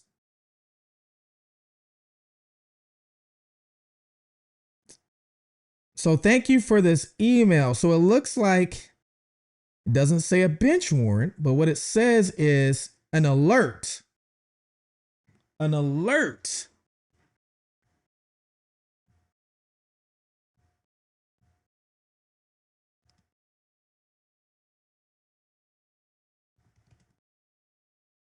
So it was issued an alert.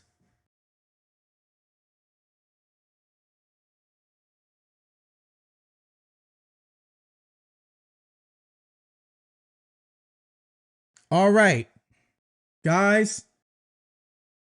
Oh man, yeah, they tricked. Yeah, they got him out his house. Wow, thank you, Katie, for this. Thank you. So there was. It looks like there was no warrant. So meaning why they can't go into his house and arrest him, but an alert was issued. An alert pretty much is like a bolo. That's really what that is. So, an arrest warrant is a formal court signed order that mandates law enforcement to take a specific person into custody. All right, and that's what we were talking about earlier. A judge has to sign off on a warrant. And when there's a warrant for your arrest, then they can go into the house. They can't search the house, but they can kind of look through the house to see if you're in the house. If they know you're in a house. Key trick, if they know you're in a house, meaning one of them is seen or somebody's seen you in the house. An alert, such as an investigative alert, which can be given out by a police officer, okay, that has to be a higher ranking, is an internal law enforcement bulletin notifying officers that an individual is wanted or they may be connected to suspicious activity. So, yeah, it looks like there was no warrant, just an alert. That was so serious, they had to go to his house to arrest him on an alert.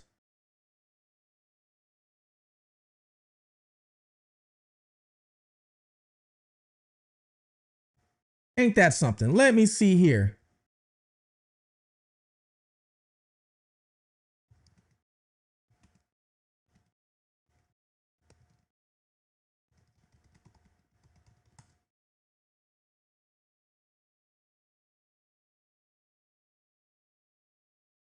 Let me see something.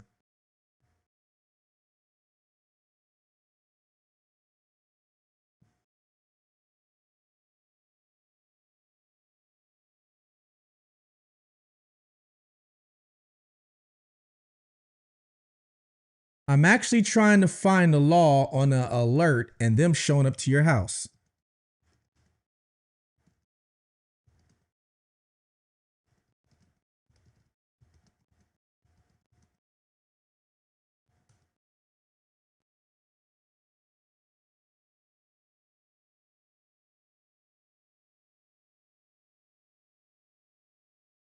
All right, here we go.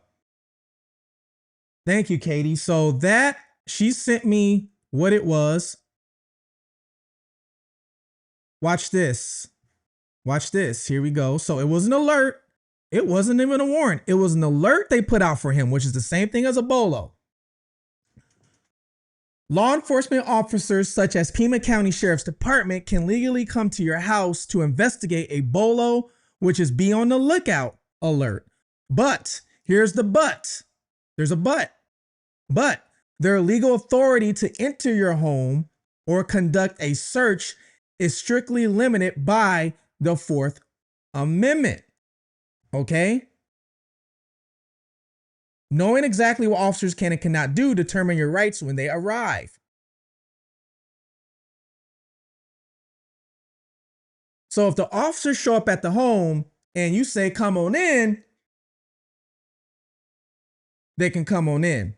Here's another thing, open door policy. A lot of people don't know about this. Show up at your home and they say, hey, let me see some ID, but your ID is not on you. And then you go to go get your ID, but you leave the door open. Officer now puts a foot in. He's in your residence. You can't even close the door.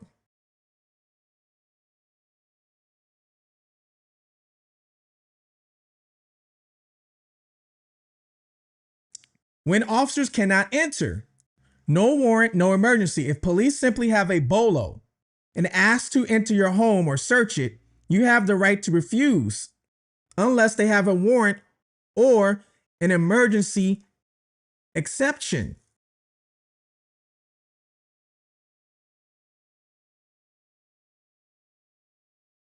If an officer knocks on your door regarding a bolo, you are not legally required to consent to a search.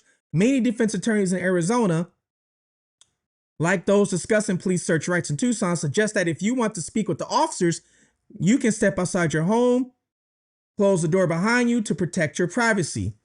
Talk through the window. Through the window. But here's the bigger problem with that. They were out for Alex so bad that they would have had an officer standing outside his house in a patrol car until, because one day Alex had to step outside, right? One day he's got to come outside. So they would have had a patrol car standing outside the house until he got out. So it's a catch-22. You stay in your house forever, talk to him through the window, or just, voluntarily get arrested and get over with.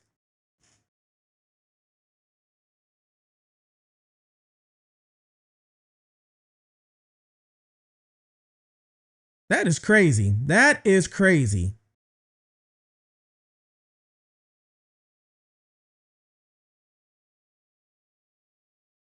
Sue says when he got there, they insisted he come outside. That is why, because they legally could not arrest him in his house. There was no search warrant. That's why they said come outside, sir. They do it all the time. Knock on your door. Hey, Alex, how you doing? Yeah, you're doing great. All right, hey, we just got to speak to you 1 minute. Could you come outside? Like everything's fine and dandy. We don't want to speak to you, please come outside. As soon as you come outside, handcuffs.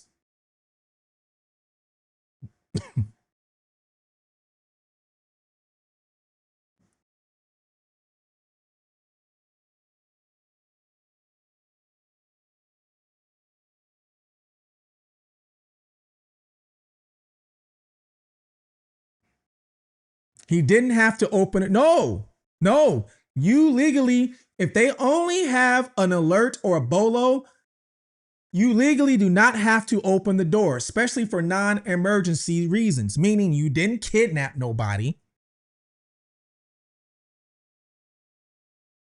But like I said, it probably was better that he stepped outside and got it over with, because I'm pretty sure they would have just sat outside. They would have probably just sat outside and waited.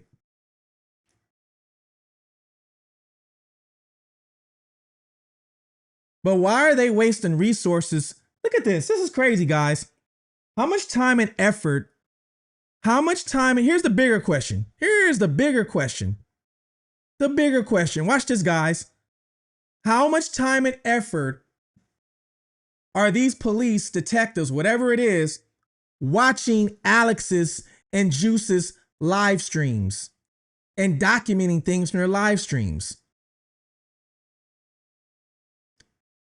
How much time and effort are they putting into that versus let's find Nancy Guthrie?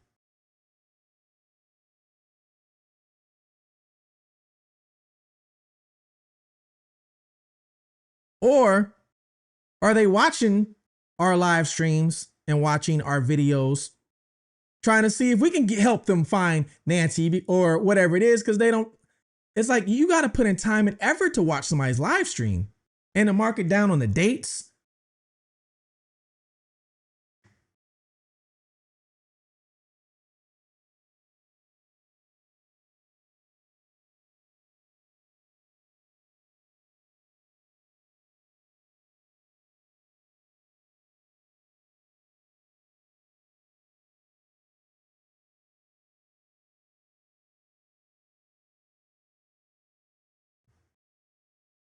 Melinda says, don't they need authorities to dig up bodies in Mexico? Don't they need to test the DNA and other forensics?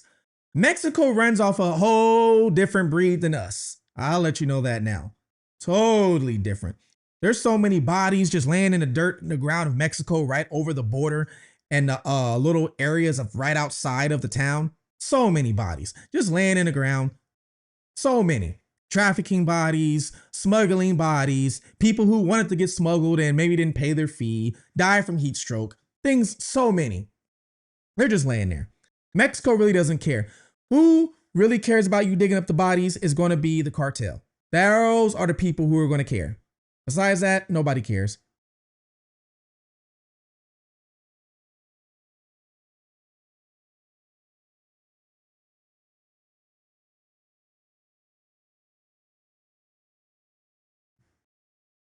Katie said, that's what I said. The case updates are from streamers. I'm starting to really think so. I'm starting to think that. I don't know how many times I've said something in the video and then 2 weeks later, bam. Like, y'all was watching my video, huh?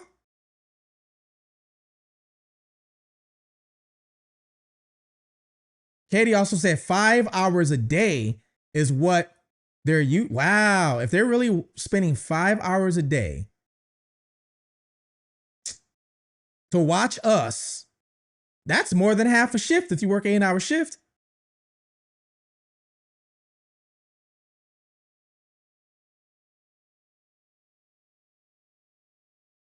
And the strength said, oh my God, that's why all these false reports are so crazy. The waste of resources is wild. A big waste. Why? Like, come on. Over a misdemeanor, over an alert, let's go to his house and arrest him. Like, just catch him when he's out somewhere, you know? Like, what? That's crazy. Like I said, it's all. Amanda said, I have a degree in law. What the police did was unconstitutional. Yeah. There's a lot of things that they're doing right now. You know, I wonder if Brian Enton shows up. Brian Enton shows up to the house and steps on the easement and he starts filming. What do you think they would do? If Brian Enton shows up from News Nation and steps on the easement and wants to have a report there, what do you think you would do? They would do.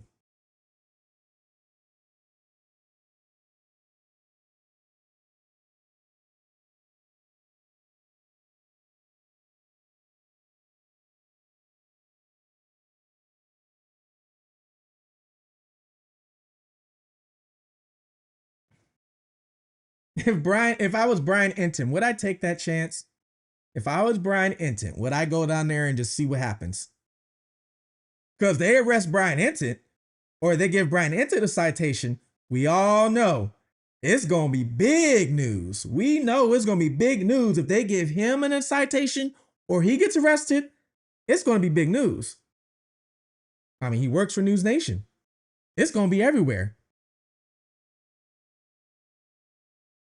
Now, if he shows up, if Brian Enton shows up and they do nothing whatsoever to him, Alex, the Juice, Tucson, everybody who's got a citation, everybody who got arrested now has a fighting case that's on video. Why is Brian Enton there doing the same thing we did, but he's not arrested or cited? We call racial discrimination.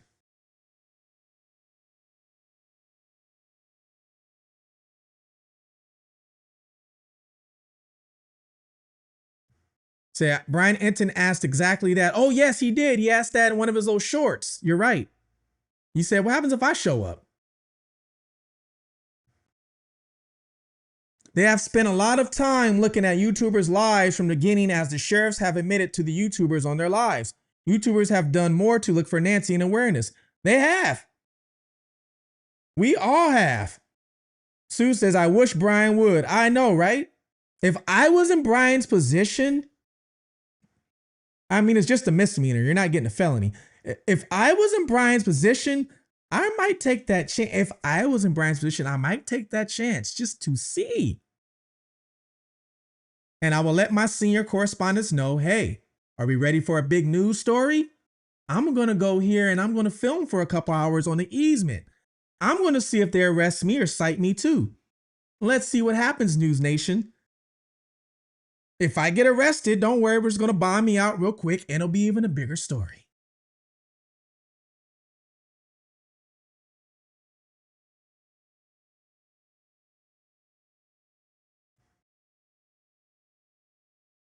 And then Nanos doesn't like Brian Enton. We all know Nanos doesn't like Brian. So would Nanos arrest Brian just because he doesn't like him? Tina said, you should go, Ray. I don't think I'm big enough. I'm not big enough. They're going to arrest. we need a big name like a Brian Enton or an Ashley Banfield, a Nancy Grace. Somebody said Megyn Kelly's supposed to go there. We need a big name there. Because if a big name gets arrested or cited, it's going to be everywhere.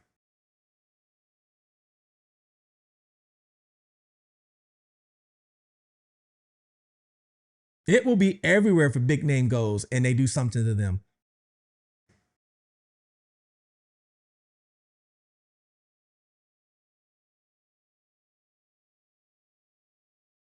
Sweet says they looking for streamers and not Nancy. Psh. Right? They probably already know where she is, I bet you.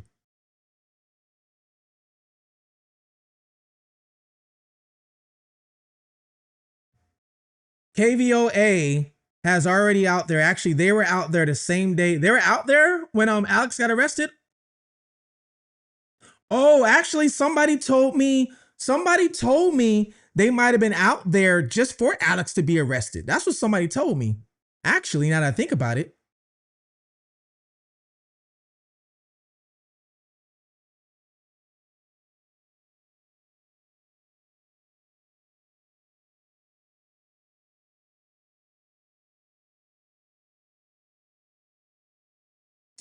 Did I get the emailed information yet? Let's see.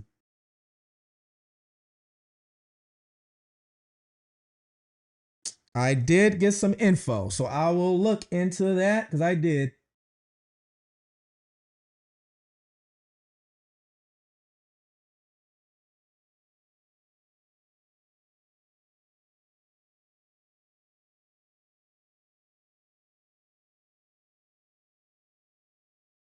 Hold on, emailing somebody right now.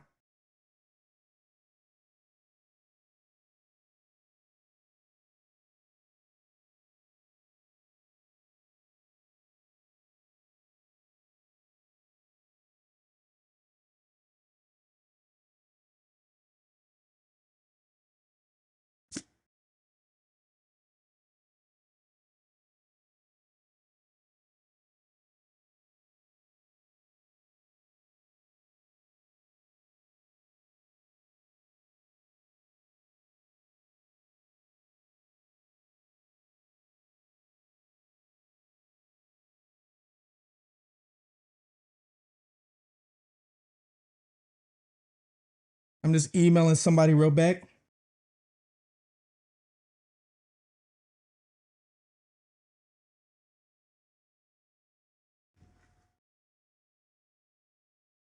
Tucker and Candace. Nanos hates everyone. Is Nanos married? Does Nanos have a wife?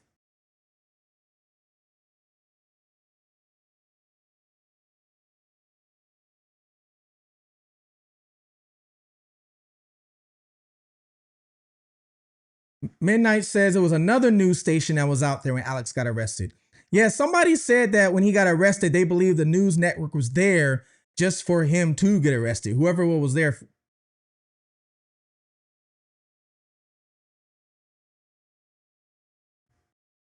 It's me with some. Exactly. It's just a misdemeanor. Brian needs to get his butt out there. He should be reporting on this and make this national by how they're attacking YouTubers.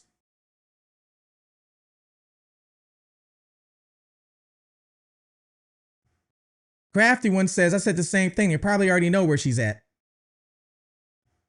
Klinger says, yep, I think they showed up with the officers. Yes, somebody told me that they were there pretty much around the corner where somebody told me that they saw them around the corner with the officers when he got arrested. Somebody told me that.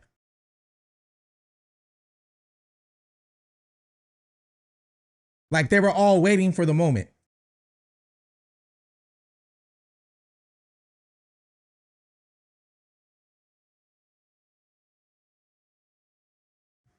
Christina said, I'm starting to think we need to shift focus and start thinking about why they don't want Nancy to be found. Katie said, they're not even trying to hide the corruption. No, they're not.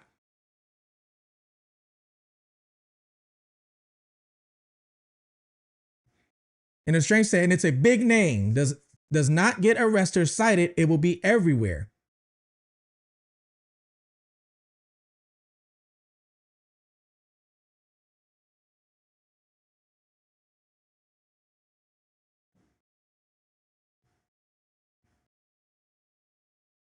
My personal opinion, they already know Nancy's not alive. That's why there's no movement. They're waiting for potential DNA.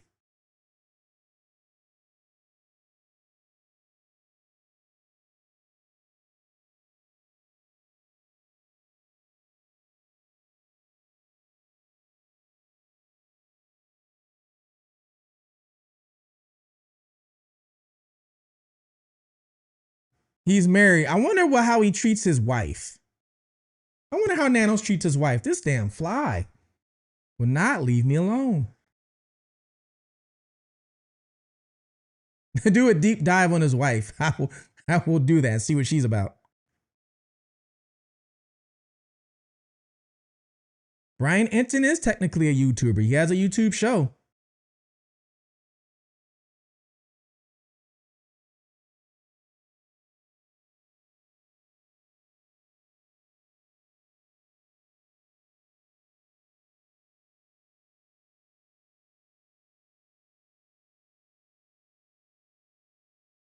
See something. Let's see if this person emailed me back.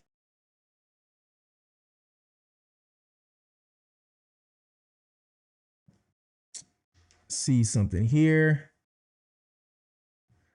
Someone sent me an email, so I was reading on it.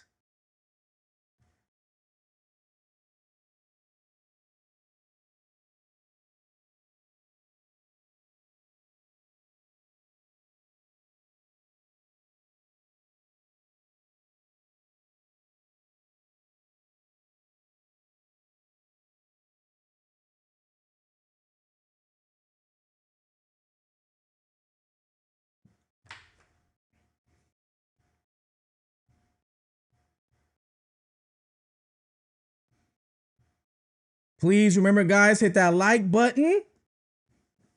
I heard the like button didn't work. Might want to test that out. They say it's glitching right now. He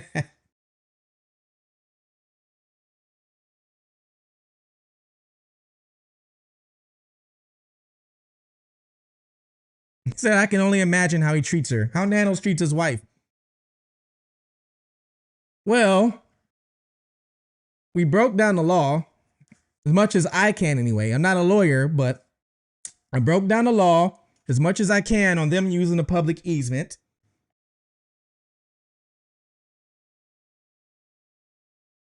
And they are allowed to use the public easement. And I knew as soon as I saw the indecency under a nuisance charge, as soon as I saw that, I was like, oh, I bet that's what they're trying to get him on. And sure enough, it's on the paperwork. It was the only thing that made sense.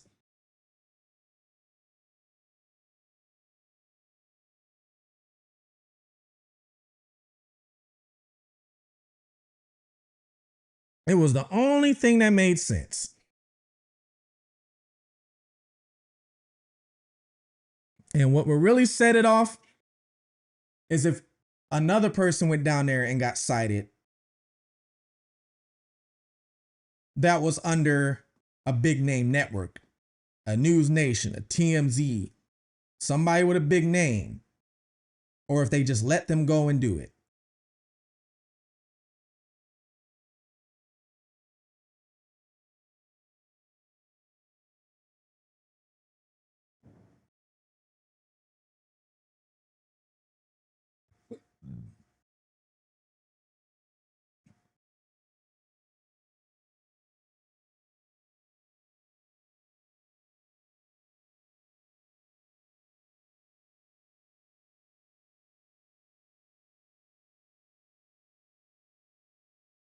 Her name is Charlene Nanos. They own an LLC under the name of Lucky Logic. It's a game development company and AI for casino gaming. Oh, okay. All right. Yeah, I never looked into his wife. Thank you for the super chat, Victoria. Thank you. Says, what's good? Victoria Spells. World Food Program is your logo. TMZ should. Harvey should get his butt down there. Come on, Harvey, get down there and see what happens. Let's see, Harvey. Harvey ain't leaving the studio. I've never seen that guy leave the studio before, ever. Victoria says the like button works. Yes. Yes. I want to make sure it works.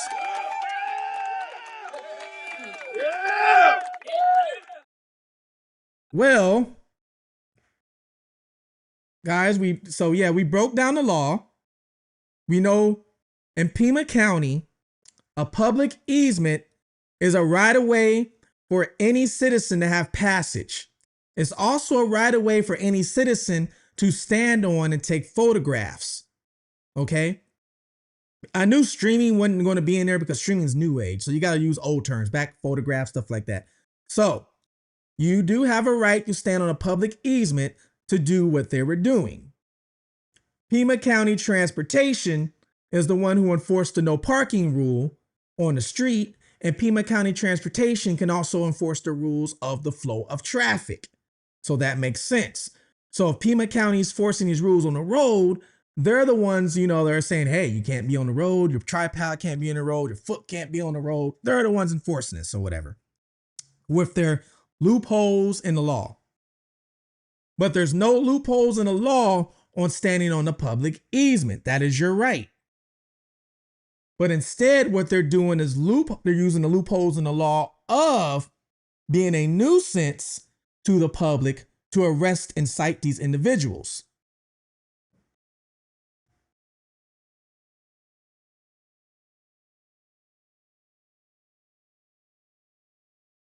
That is what they're doing. Thank you, Nina. Oh, yeah, I forgot. Nina, you're from a different country. That's right. I forgot about that.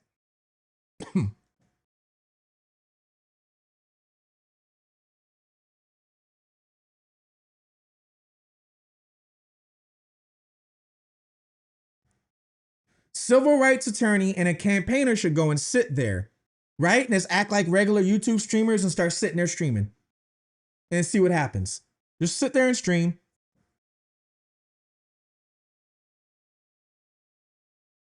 Nobody has to know he's public rights attorney. He just sits there and stream on a YouTube channel. Or he can go and sit there with another YouTuber. Public rights attorney goes and sit there with another YouTuber and they start streaming together.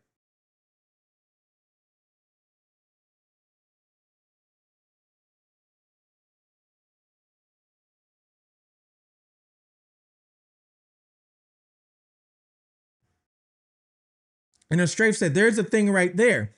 There's no difference between a patent and a porta potty, as in a tent or a porta potty. So he wasn't being indecent and even actually, yeah, so you're covered up, you're in a tent. Unless Pima County has some law that we don't know about, no peeing inside of a tent, which I highly doubt they have.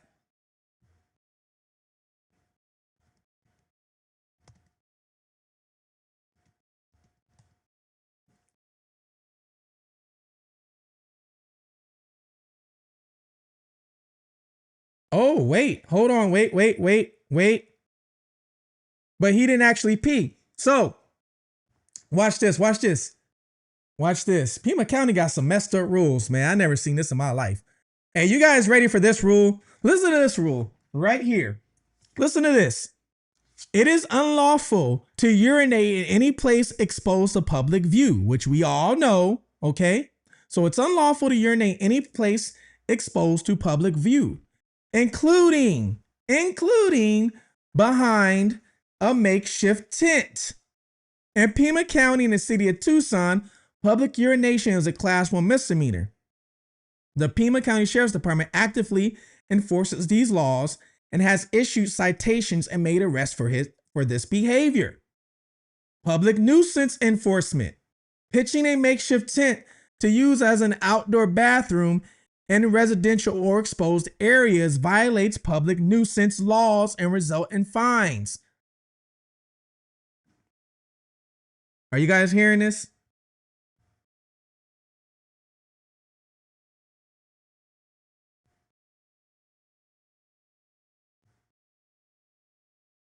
Are you guys hearing this? Who would have thought? Who would have thought that this could be a law? Who would have thought? And no, he didn't actually pee. It even says that on the document he posted. It says he didn't actually pee. But who would have thought?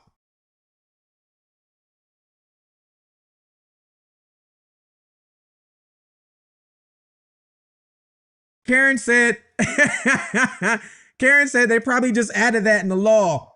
they probably just added that in the law.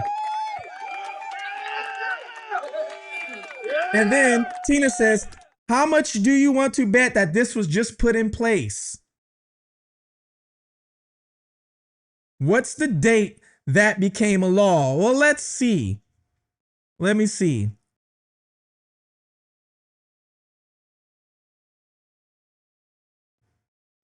Let's see something here. Isn't that crazy? That's crazy. Hold on. Let me see something.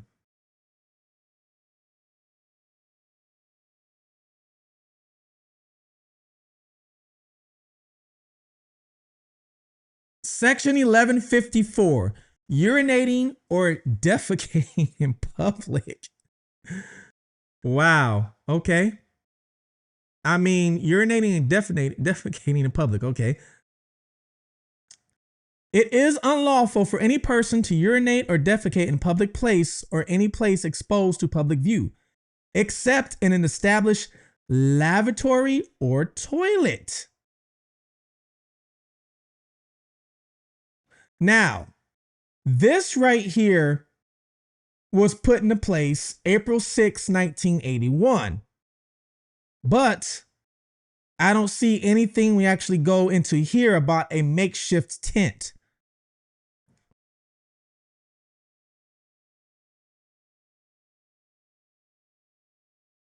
I'm looking at the actual penal codes right now.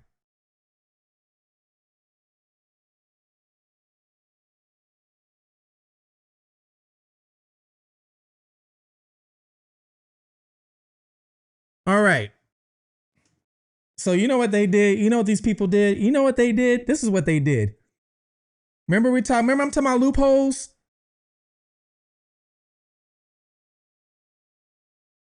I am talking about loopholes. They're using these loopholes to the fullest.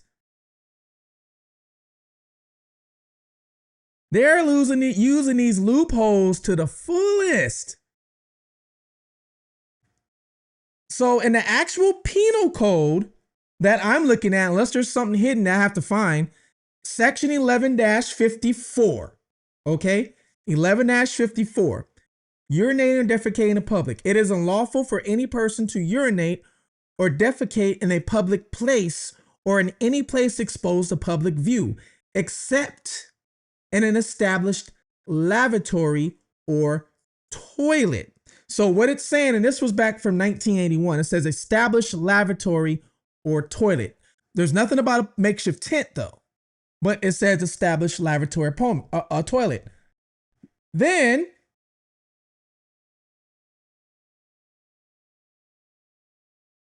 public nuisance enforcement, pitching a makeshift tent to use as an outdoor bathroom. Now this is not in the penal code though.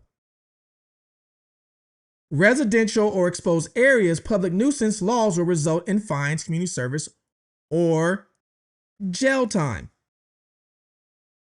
This is something that they could have hid or put underneath that original penal code. This is something that they could have put in under the original penal code. But the problem is, here's the issue.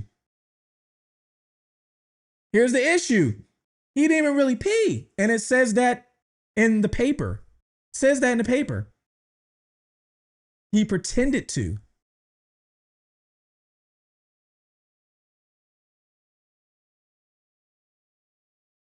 Karen said then they should arrest all the drug. Yeah.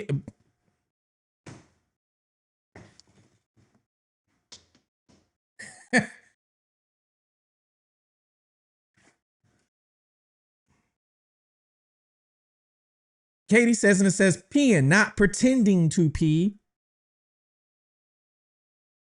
So do all the homeless people who pee and defecate outside get arrested by this law? What I'm reading? Hey, allegedly all these people should be going to jail. Allegedly all these people in Pima County should be going to jail. Whoever pees outside. That's not in an established lavatory or in a makeshift tent now.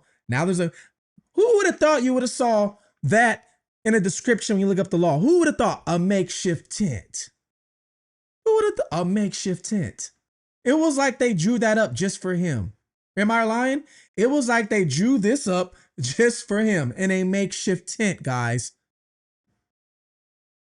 pitching a makeshift tent to use as an outdoor bathroom, residential exposed areas, which that is residential and expose a makeshift tent.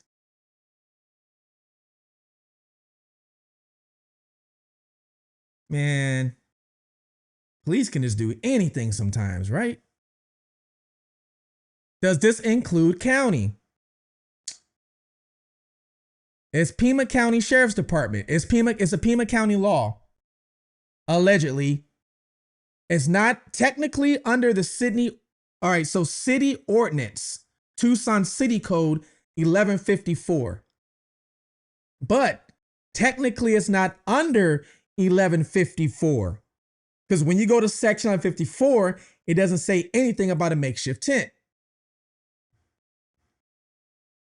So this could have been something that was added. Loophole, people. Loopholes. And then what the lawyer needs to do is look at these loopholes and say, hey,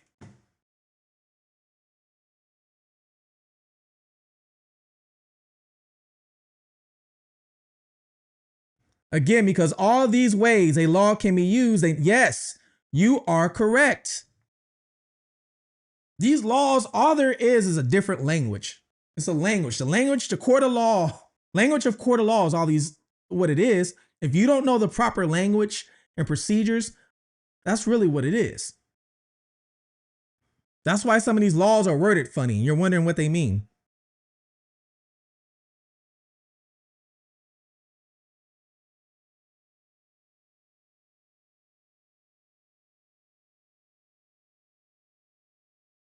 Yvonne says, keep going. I told you you'll find a loophole. You know I'm going to find something. Everybody who knows me, they know I'm going to find something.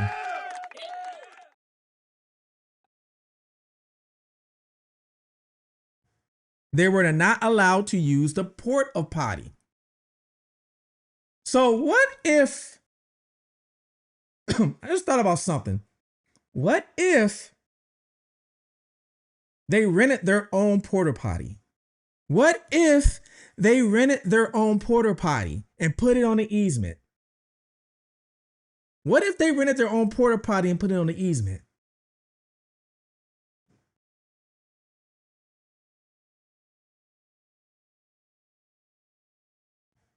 Yes, the tent is not a makeshift thing.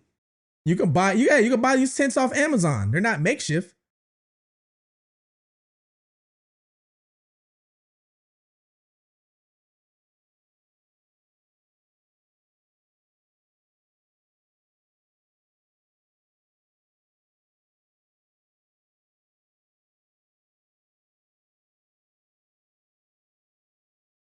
That is crazy.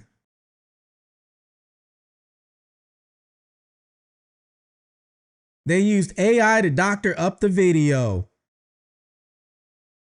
Karen said, and those tents are used for camping. They should be arrested for watching YouTubers.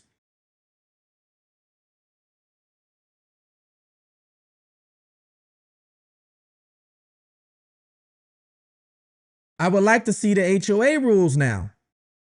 Yeah, and I looked at those too in a prior video, and the HOA, they got it so layered. It is crazy.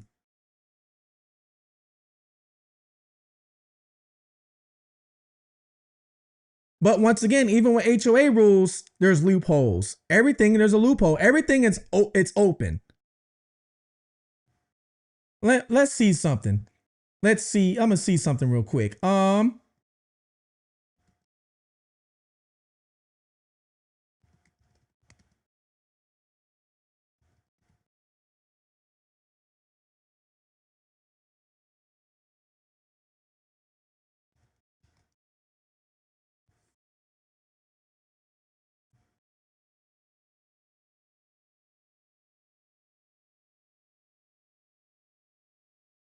All right. So if they wanted to rent a porta potty and put it on a public easement, they would have to get authorization, which we know that's not going to happen. We know that's not going to happen, but they would have to get authorization if they wanted to rent a porta potty.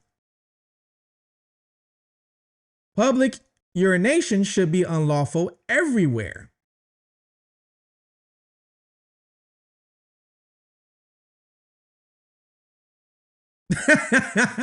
Tammy said, Ray, they most likely watching your video. They making a new law. Streamers can't rent porter potties. Oh. Oh my God.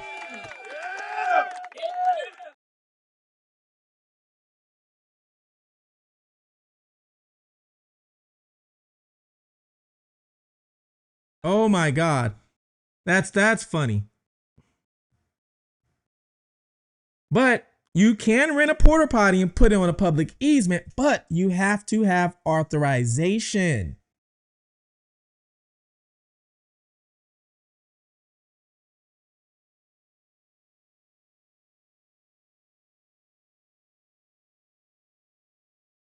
Authorization goes through the HOA, it looks like, or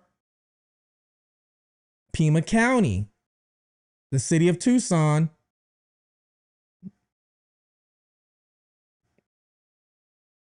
Guys, all this over using the bathroom. Ain't that something?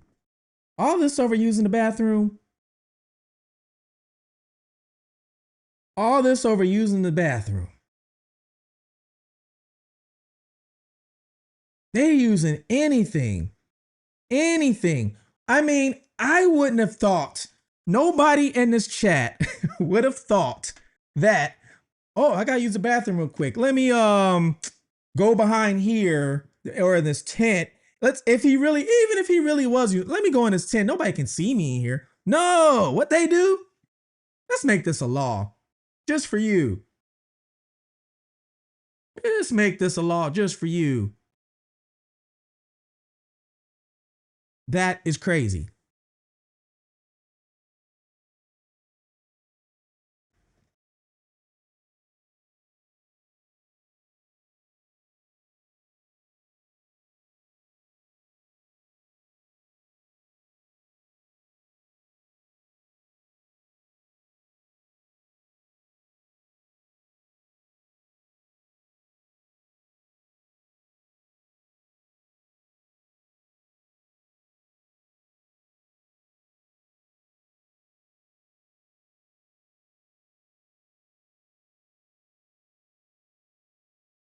Just emailing somebody real quick.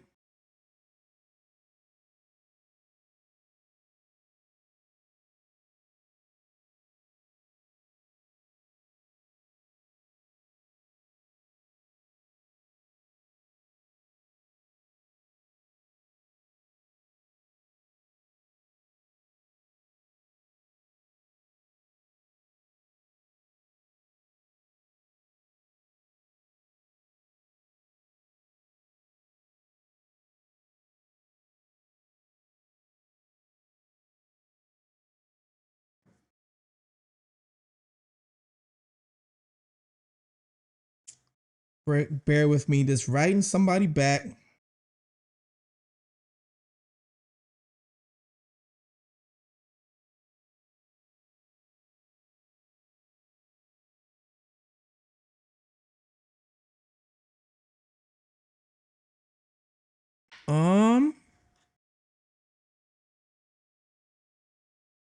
Yeah, guys, this is sad. This situation reminds me of the movie Dumb and Dumber, the pee in the bottle scene.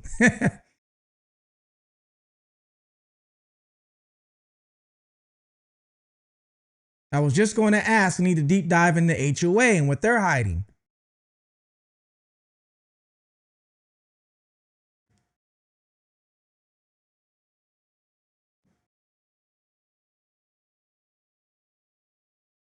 So that's the damn loophole to the loophole. Yes, that's the loophole to the loophole. And now a lawyer has to come in and find the other loophole. That's how these cases are won in court. Find the loophole. Whoever finds the loophole wins the case. Pretty much how it works. Find a loophole to the law you broke, you can win the case. Or the prosecution find a loophole of the law you broke, and they win the case. They might as well call it Alex Law. Mr. Phillips, that is so sad and ridiculous. DJL has videos of police officers peeing outside Nancy's house. Are they going to get arrested? By, hold on, wait. By section, what section was it? By section 11-54. Yes, you're right. By section 11-54, yes, they should be going to jail.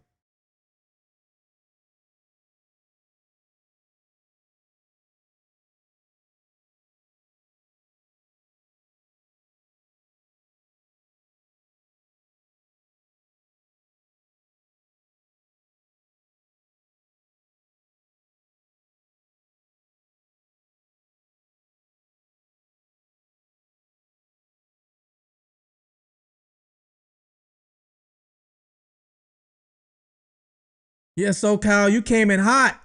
Let's be a little respectful. Let's be a little respectful. SoCal came in hot.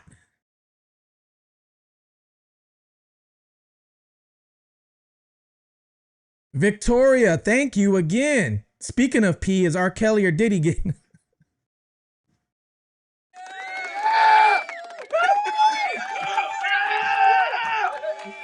Oh, oh, oh.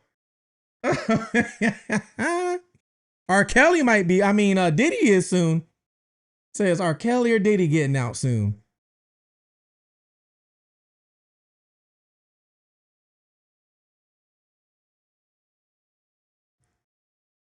The Prince Baby Boy and I says, Ray, you're going to lead true crime someday on YouTube. You're a very smart man with an excellent life experience. Thank you so much for that comment. I really appreciate that. Thank you. Nerdy's going to come after you next, Ray. I have nothing to come after. I expose myself on this channel. I have nothing to come after. I don't even talk about anybody else.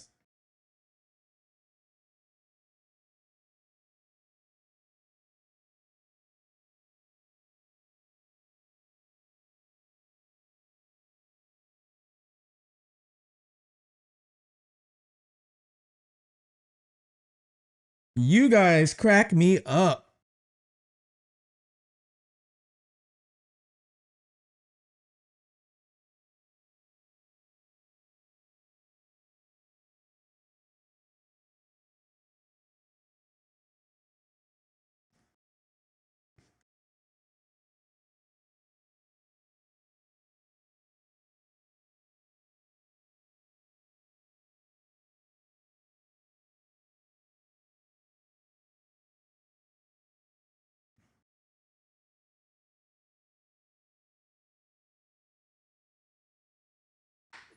Oh, what time is it? Let me see here. I'm supposed to be doing an interview later on about a story.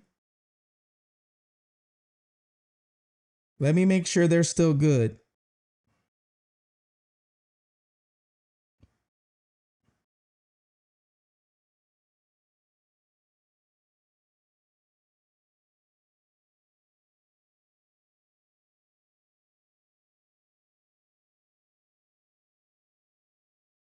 I'm supposed to be doing an interview about a story, a victim. This lady's son passed away. They said that he did it himself, but she doesn't believe he did it himself. So I'm supposed to be interviewing the mother. So I'm making sure she's still available.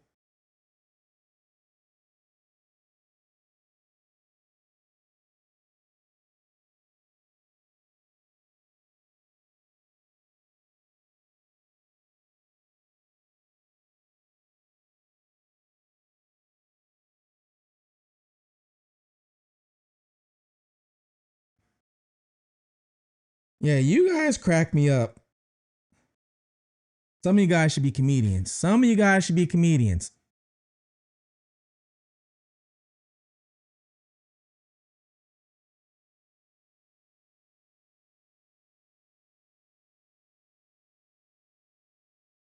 All right. So we established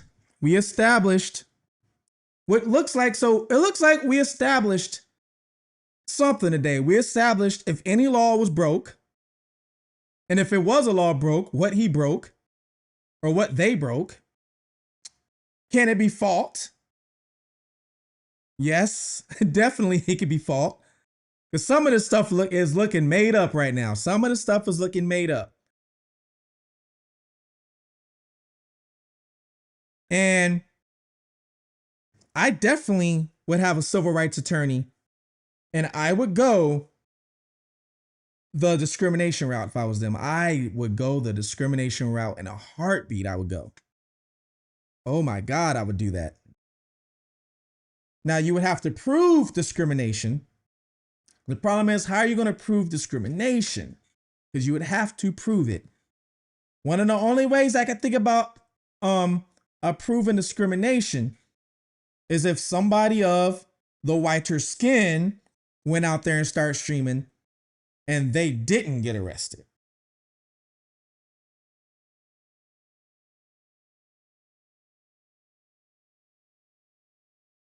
If somebody went out there and peed behind as they say, a makeshift tent now and didn't get arrested. If Brian Enton wants to go out there and test the waters and he doesn't get arrested or cited, oh yeah, I would be saying discrimination all day.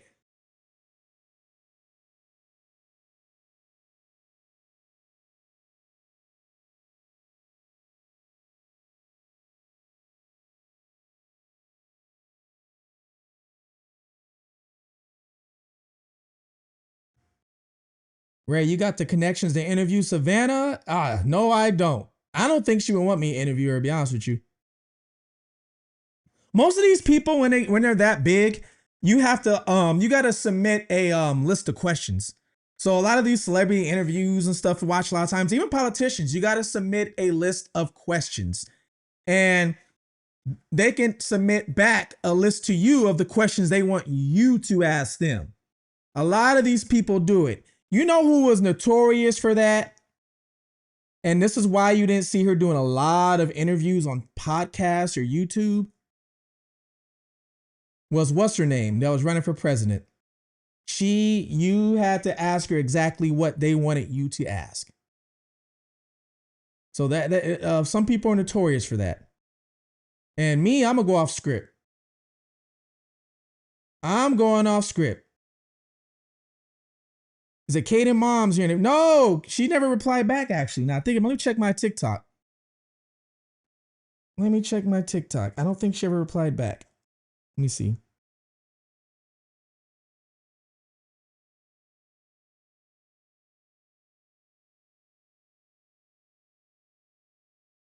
My TikTok is always the last thing I check all the time. I'm not on here as much. Yeah, never got a reply.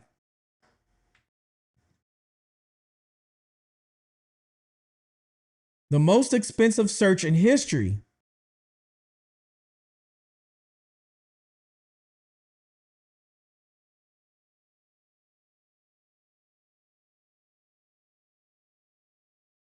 Joe says skin color has nothing to do with it. Here's the thing.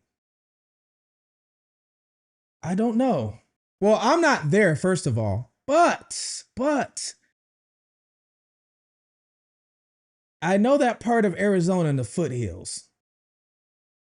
And you do have a lot of people with money there. It's a lot of retirees who are of the opposite color of me. And you would have somebody like, even if Alex didn't bother anybody, but he's just sitting there, he does look intimidating. So I can see somebody looking at him like, ooh, I don't want him in our neighborhood. I can see that.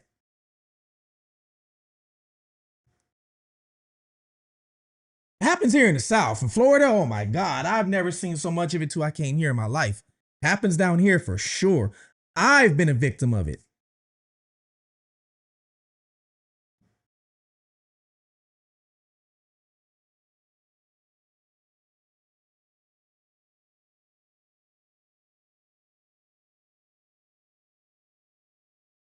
Wait, hold on. Katie said, I just requested to speak to someone about approval for the porta potty. I really did. So wait. Katie, you just called somebody? Did you really call somebody to get her approval for a porta potty? You go. You go. Let's see. Katie said, I just called somebody to get approval for a porta potty. Okay.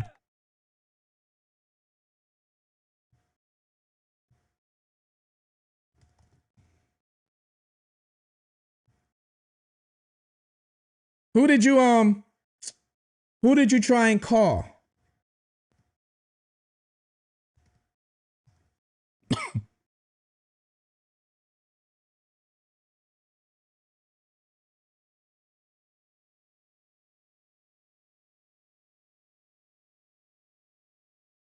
Yeah, let me know. Who did you try and call? I'm curious to who you tried to call.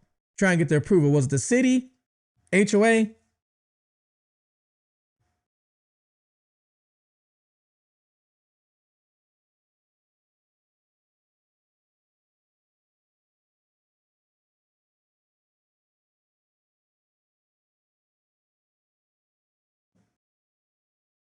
Christina says a neighbor said in an interview he looked like he didn't belong here.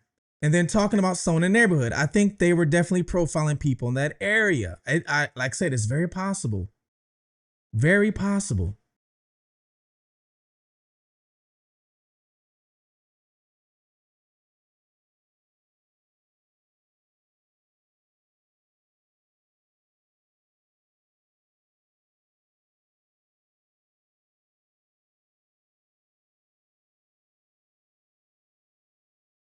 Yeah, Joe, I don't know. See, because I wasn't watching his streams.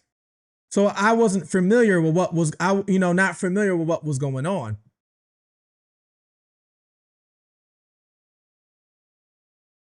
But then again, you also have the juice. I heard the juice really didn't hurt. Pretty much sat there and just, streamed.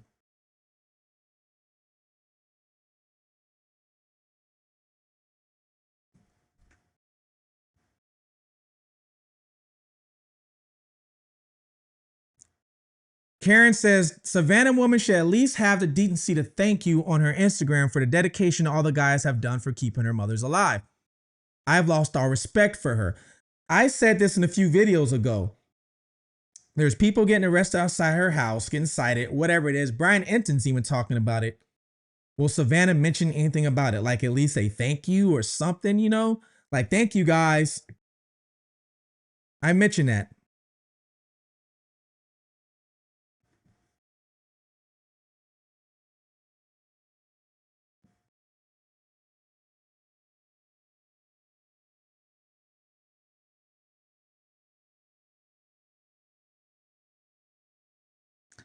I don't know about who stole the flowers from the front. I don't know. Yeah, Tucson, I believe he only got a ticket. They didn't arrest him. He only got a ticket.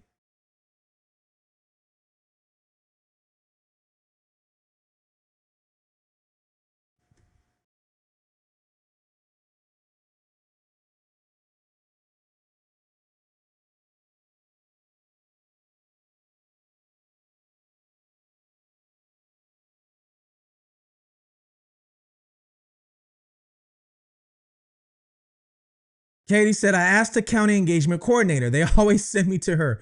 Poor thing. So if you talk to her more than once, I take it then. Joe says, I'm not hip to the juice. Yeah, so the juice, he's the African American guy who got arrested in front of Nancy's house the same day they went to Alex's house. So both him and the juice both were set up. You could tell they were just set up.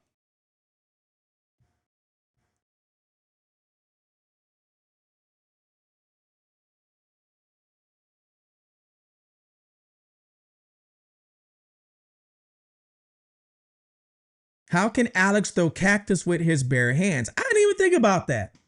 I didn't even think about that. Slap says this Nancy abduction is fake. A lot of us are starting to think that. A lot of us are starting to think that. Like, what is the real deal?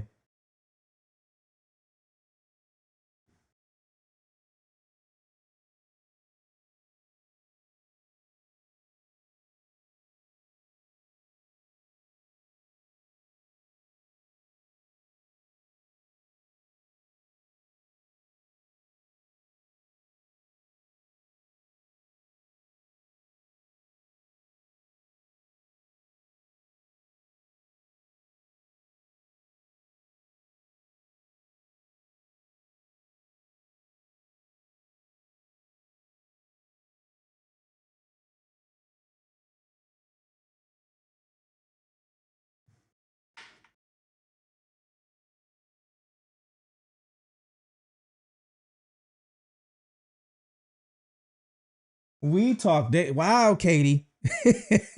Katie is on it.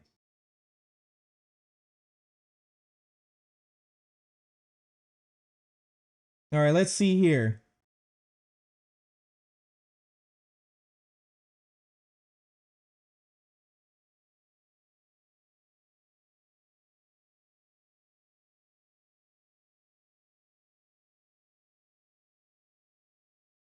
Yeah, Katie is not playing around.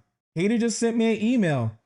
Katie actually is asking them about the permission to get the porta potty.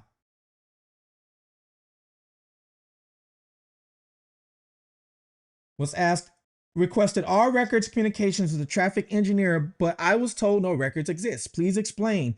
Also, can you put me in touch with who I need to ask permission to have a porta potty delivered?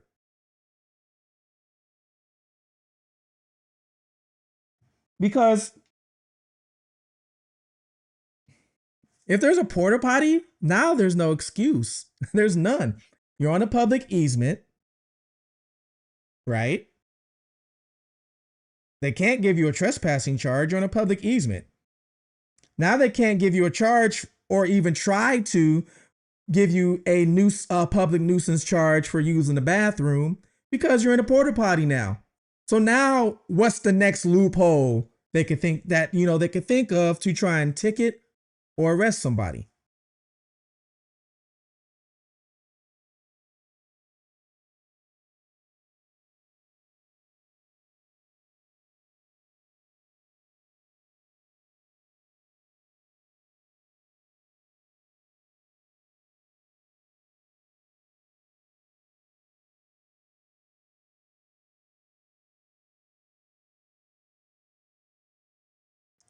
Hey, Ebony, hope you're doing good. Thanks for joining.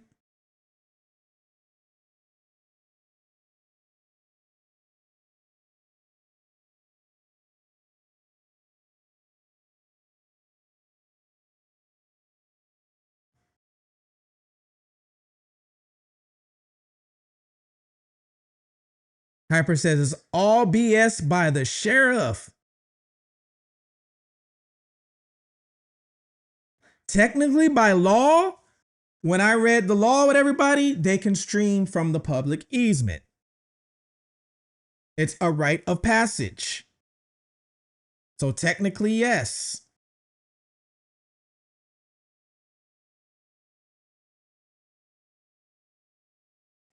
Let me see something real quick.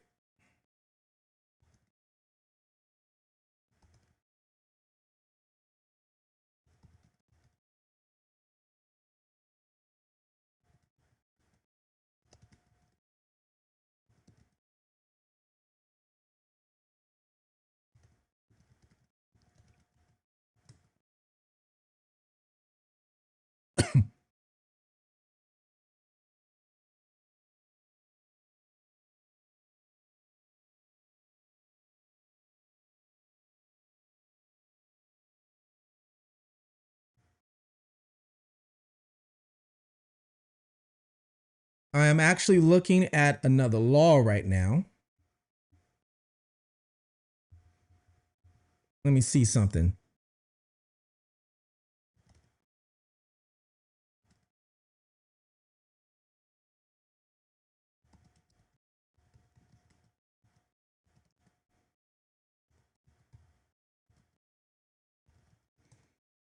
Let's see.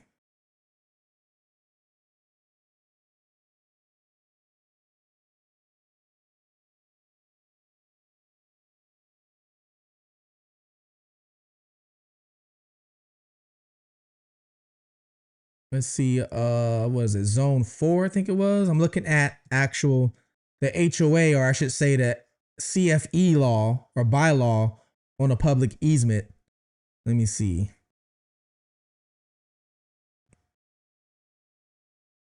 Now, this is where it's hard to find. This is the part that's hard to find, to be honest with you. Because Nancy Guthrie's house is in Catalina Foothills Estates, Zone 4, which is similar to a HOA. Pretty much is almost the same thing, just a little different.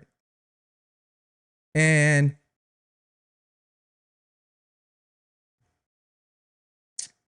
is the easement, does it fall under HOA or CFE guidelines? And that's what I'm trying to find now.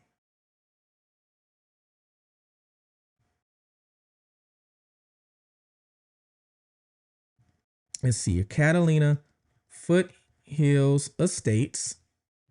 Let's go to the actual website. Catalina Foothills Association.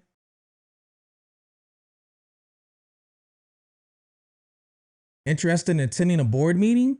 I'm not. Maybe you guys want to go to the board meeting. Catalina Foothills Association. Let's see.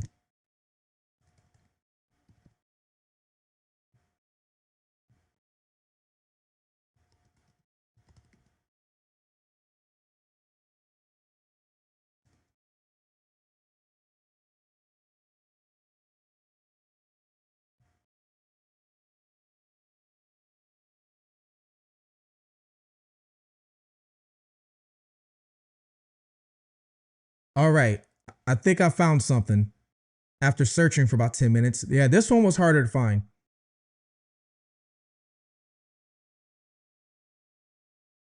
So, public easements in the Catalina foothills are generally established by Pima County for utilities, drainage, or roadways. Homeowners associations, including the Catalina Foothills Association, which is CFA, which is where that road and everything is, does not dictate public access rules on these easements, as they are legally separate from the HOA enforced CC and R's design and guidelines, which is like their bylaws.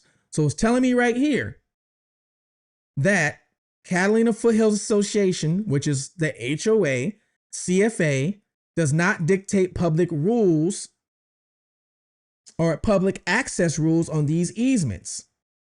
They are separate from HOA enforced laws. So they can't use the HOA against them on the public easement.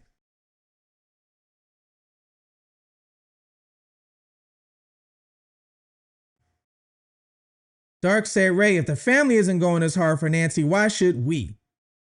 You have a great point. I actually said in the video that if people are well, I wouldn't have went back out there to the house to do it anyway. I wouldn't have risked getting arrested over it. But, everybody has their own right to do what they want.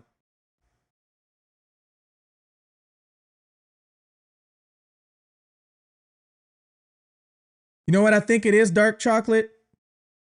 I think it's, if there is a cover up or some sort of corruption, I think it's now, let's try and find a cover up. Let's try and find the corruption. I think that's what it is now.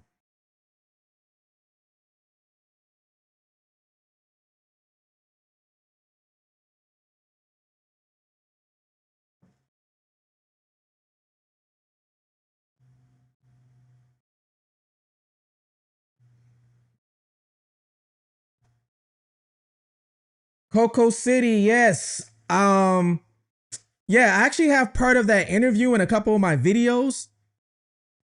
And it was right after she interviewed the victims, because she interviewed the victims. Well, she did it twice, but she interviewed the victims and then COVID happened. COVID just happened, and all of a sudden everybody forgot about she interviewed these victims, and the world was caught on COVID.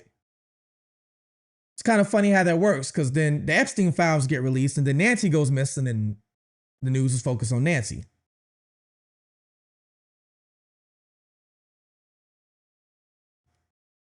Either way, it's a win. They decline a porta potty, they have to allow the tent, right? That is a great question. That is a great question. I didn't see anything in the law, the section of that. I did that.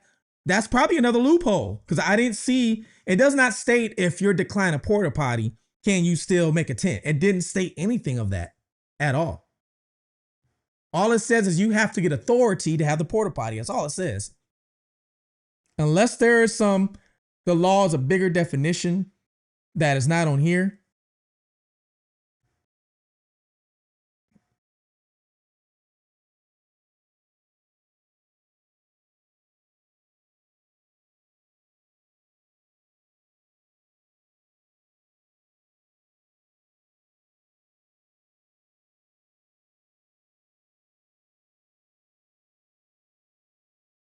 Savannah's husband, a fixer. He'll take, yeah, I did a deep dive on him in one of my videos. I did a deep dive on him. Hey, Wonder Woman.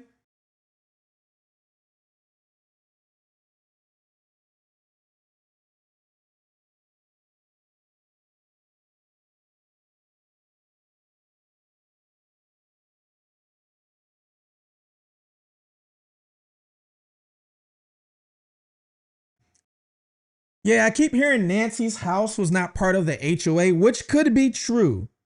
That could be true. Her house probably was not part of it, but outside of her property lines is where the Catalina Foothills Associations, as soon as you walk off the driveway, is where Catalina Foothills Association can take over. But it does say on a public easement that Catalina Foothills Association has no jurisdiction over the rules over a public easement.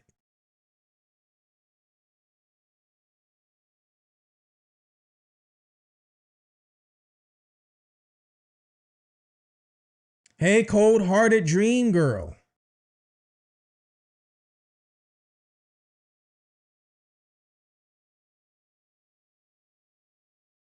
Are all big-time YouTubers in Tampa?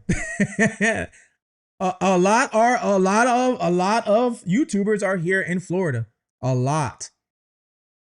Florida and California, I think, are the two states.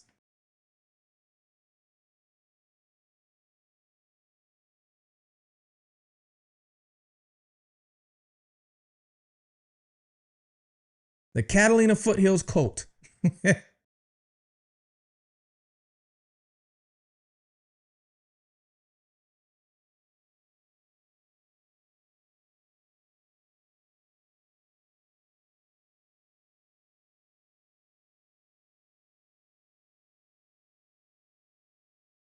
Coco City says, yes, please take a look at the interview with Trump and Savannah. Yes.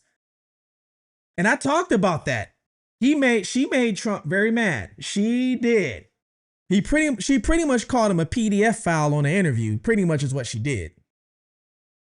And he didn't take kind to that.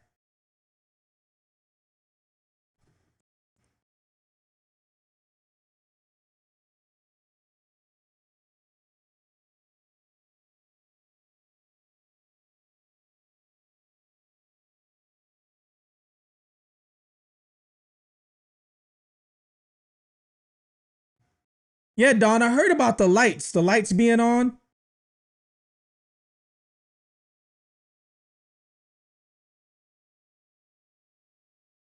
We're all wondering how they got turned on. I'm wondering if well, we know she's got a smart garage. We know that because of they gave us an original timeline. They gave us what time, remember, the garage opened up and closed. So because of that, we know she has a smart garage. Is it possible that there's some lights in the house that could be a smart light, as in somebody turned it on from an app? Is it possible? But and if they turned it on, why would they turn the light on from an app? I thought about that. Because I can turn lights on in my house from my app on my phone.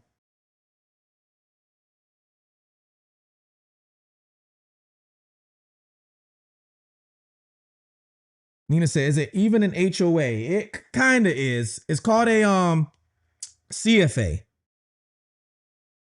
CFA. And then under the CFA is a CFE. Yeah, it's confusing. So you have Catalina Foothills Association. And underneath that, you have Catalina Foothills Association is the big, like all of the foothills pretty much almost. Then you have the Catalina Foothills Estates, which is little company underneath that. And then they divide it into zones. Nancy Guthrie's zone is zone 4. Would lootering count from the easements? Oh, you know what? I didn't see that in there. That's a great question. I did not see that. Hold on. I did not see that.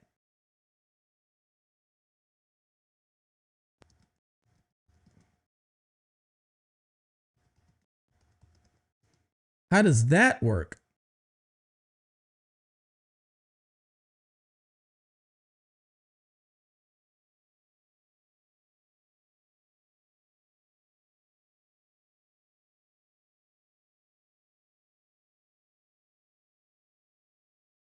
So basically, for the loitering part, it's giving me the same rule that the Pima County Public Transportation set for the street on that road, is basically saying that loitering or public easements or right of way is unlawful if you intentionally disturb the public peace, block pedestrian or vehicular traffic, or loiter for drug related activities. So basically, if you're blocking traffic or disturbing peace.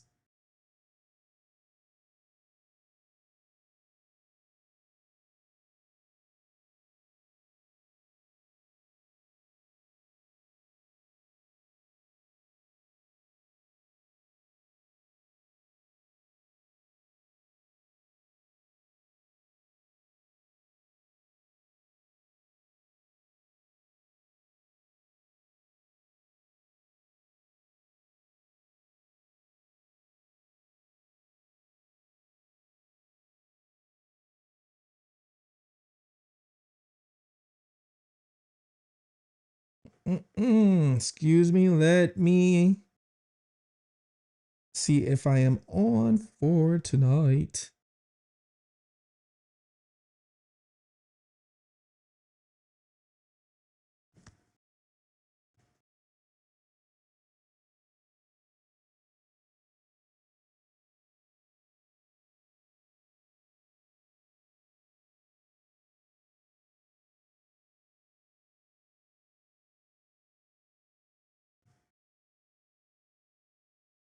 I'm just seeing if they want to do a live interview or a pre-recorded one.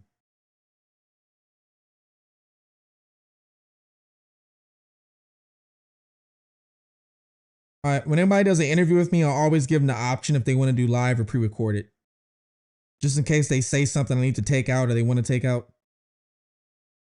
So I always give them that option.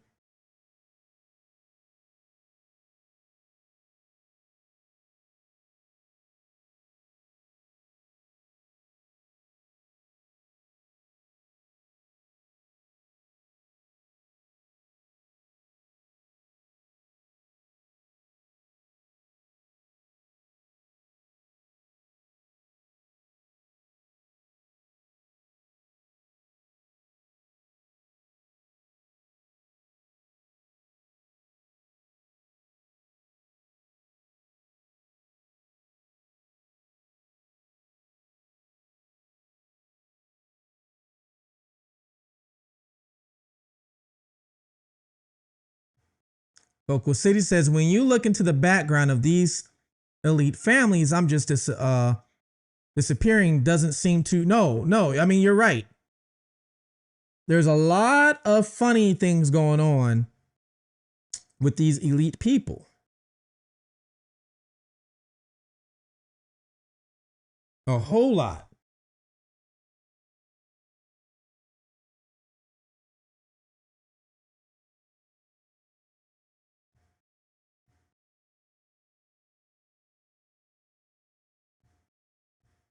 Let me look up something here real quick. Uh, uh, um.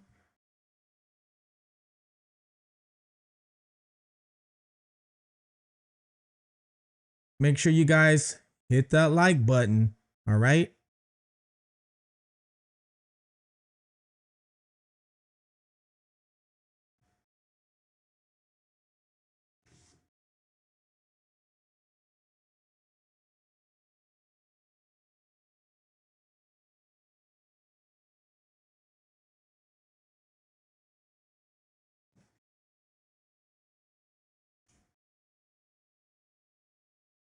Well, I want to say thank you guys for.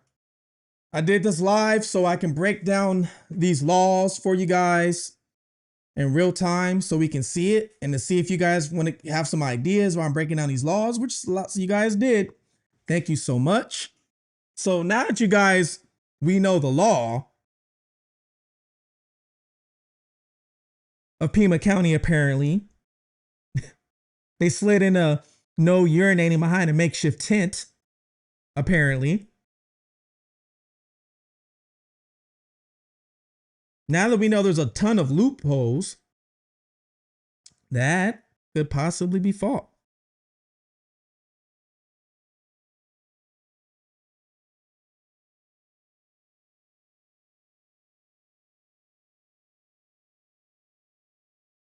You're welcome, Katie. Thank you, Katie. Keep in touch. I want to know, Katie, what they say about the porta potty because I'm interested in that too.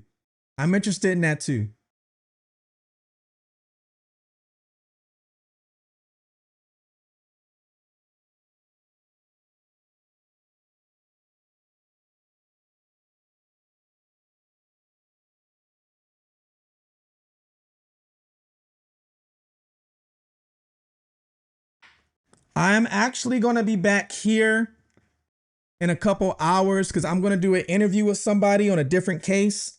Okay. And I'm going to do the interview with them live, talking to them. So you guys can join, you guys can come listen in and watch it. And I'm going to be doing it at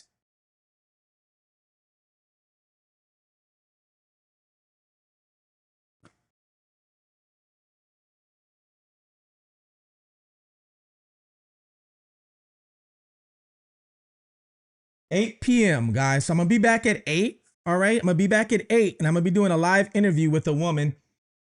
Like I said, her son, rest in peace, lost his life. And I'm just going to tell you a little bit about it. Her son lost his life. And if I remember correctly, he had 2 roommates. And the detectives went in there and automatically ruled it that he did it himself, a self-deletion. She doesn't believe that he did it himself. She believes the detectives were just lazy and closed the case. So I'm going to be talking to her here live at 8 o'clock tonight. All right. So I will be back at 8 o'clock, which is in 2 hours, actually. All right. So I'm going to be back. So if you guys want to take a listen to hear what she has to say about this case, then come back. All right. I'm going to say thank you guys for tuning in today. All right. Thank you for coming in. This was fun. Now, I hope everybody learned something today. We learned today not to pee behind a makeshift tent in Pima County. We learned not to pee behind a makeshift tent in Pima County today. All right. But besides that, see you guys in a couple hours. Take care. Fugitive TV. Take care of one another.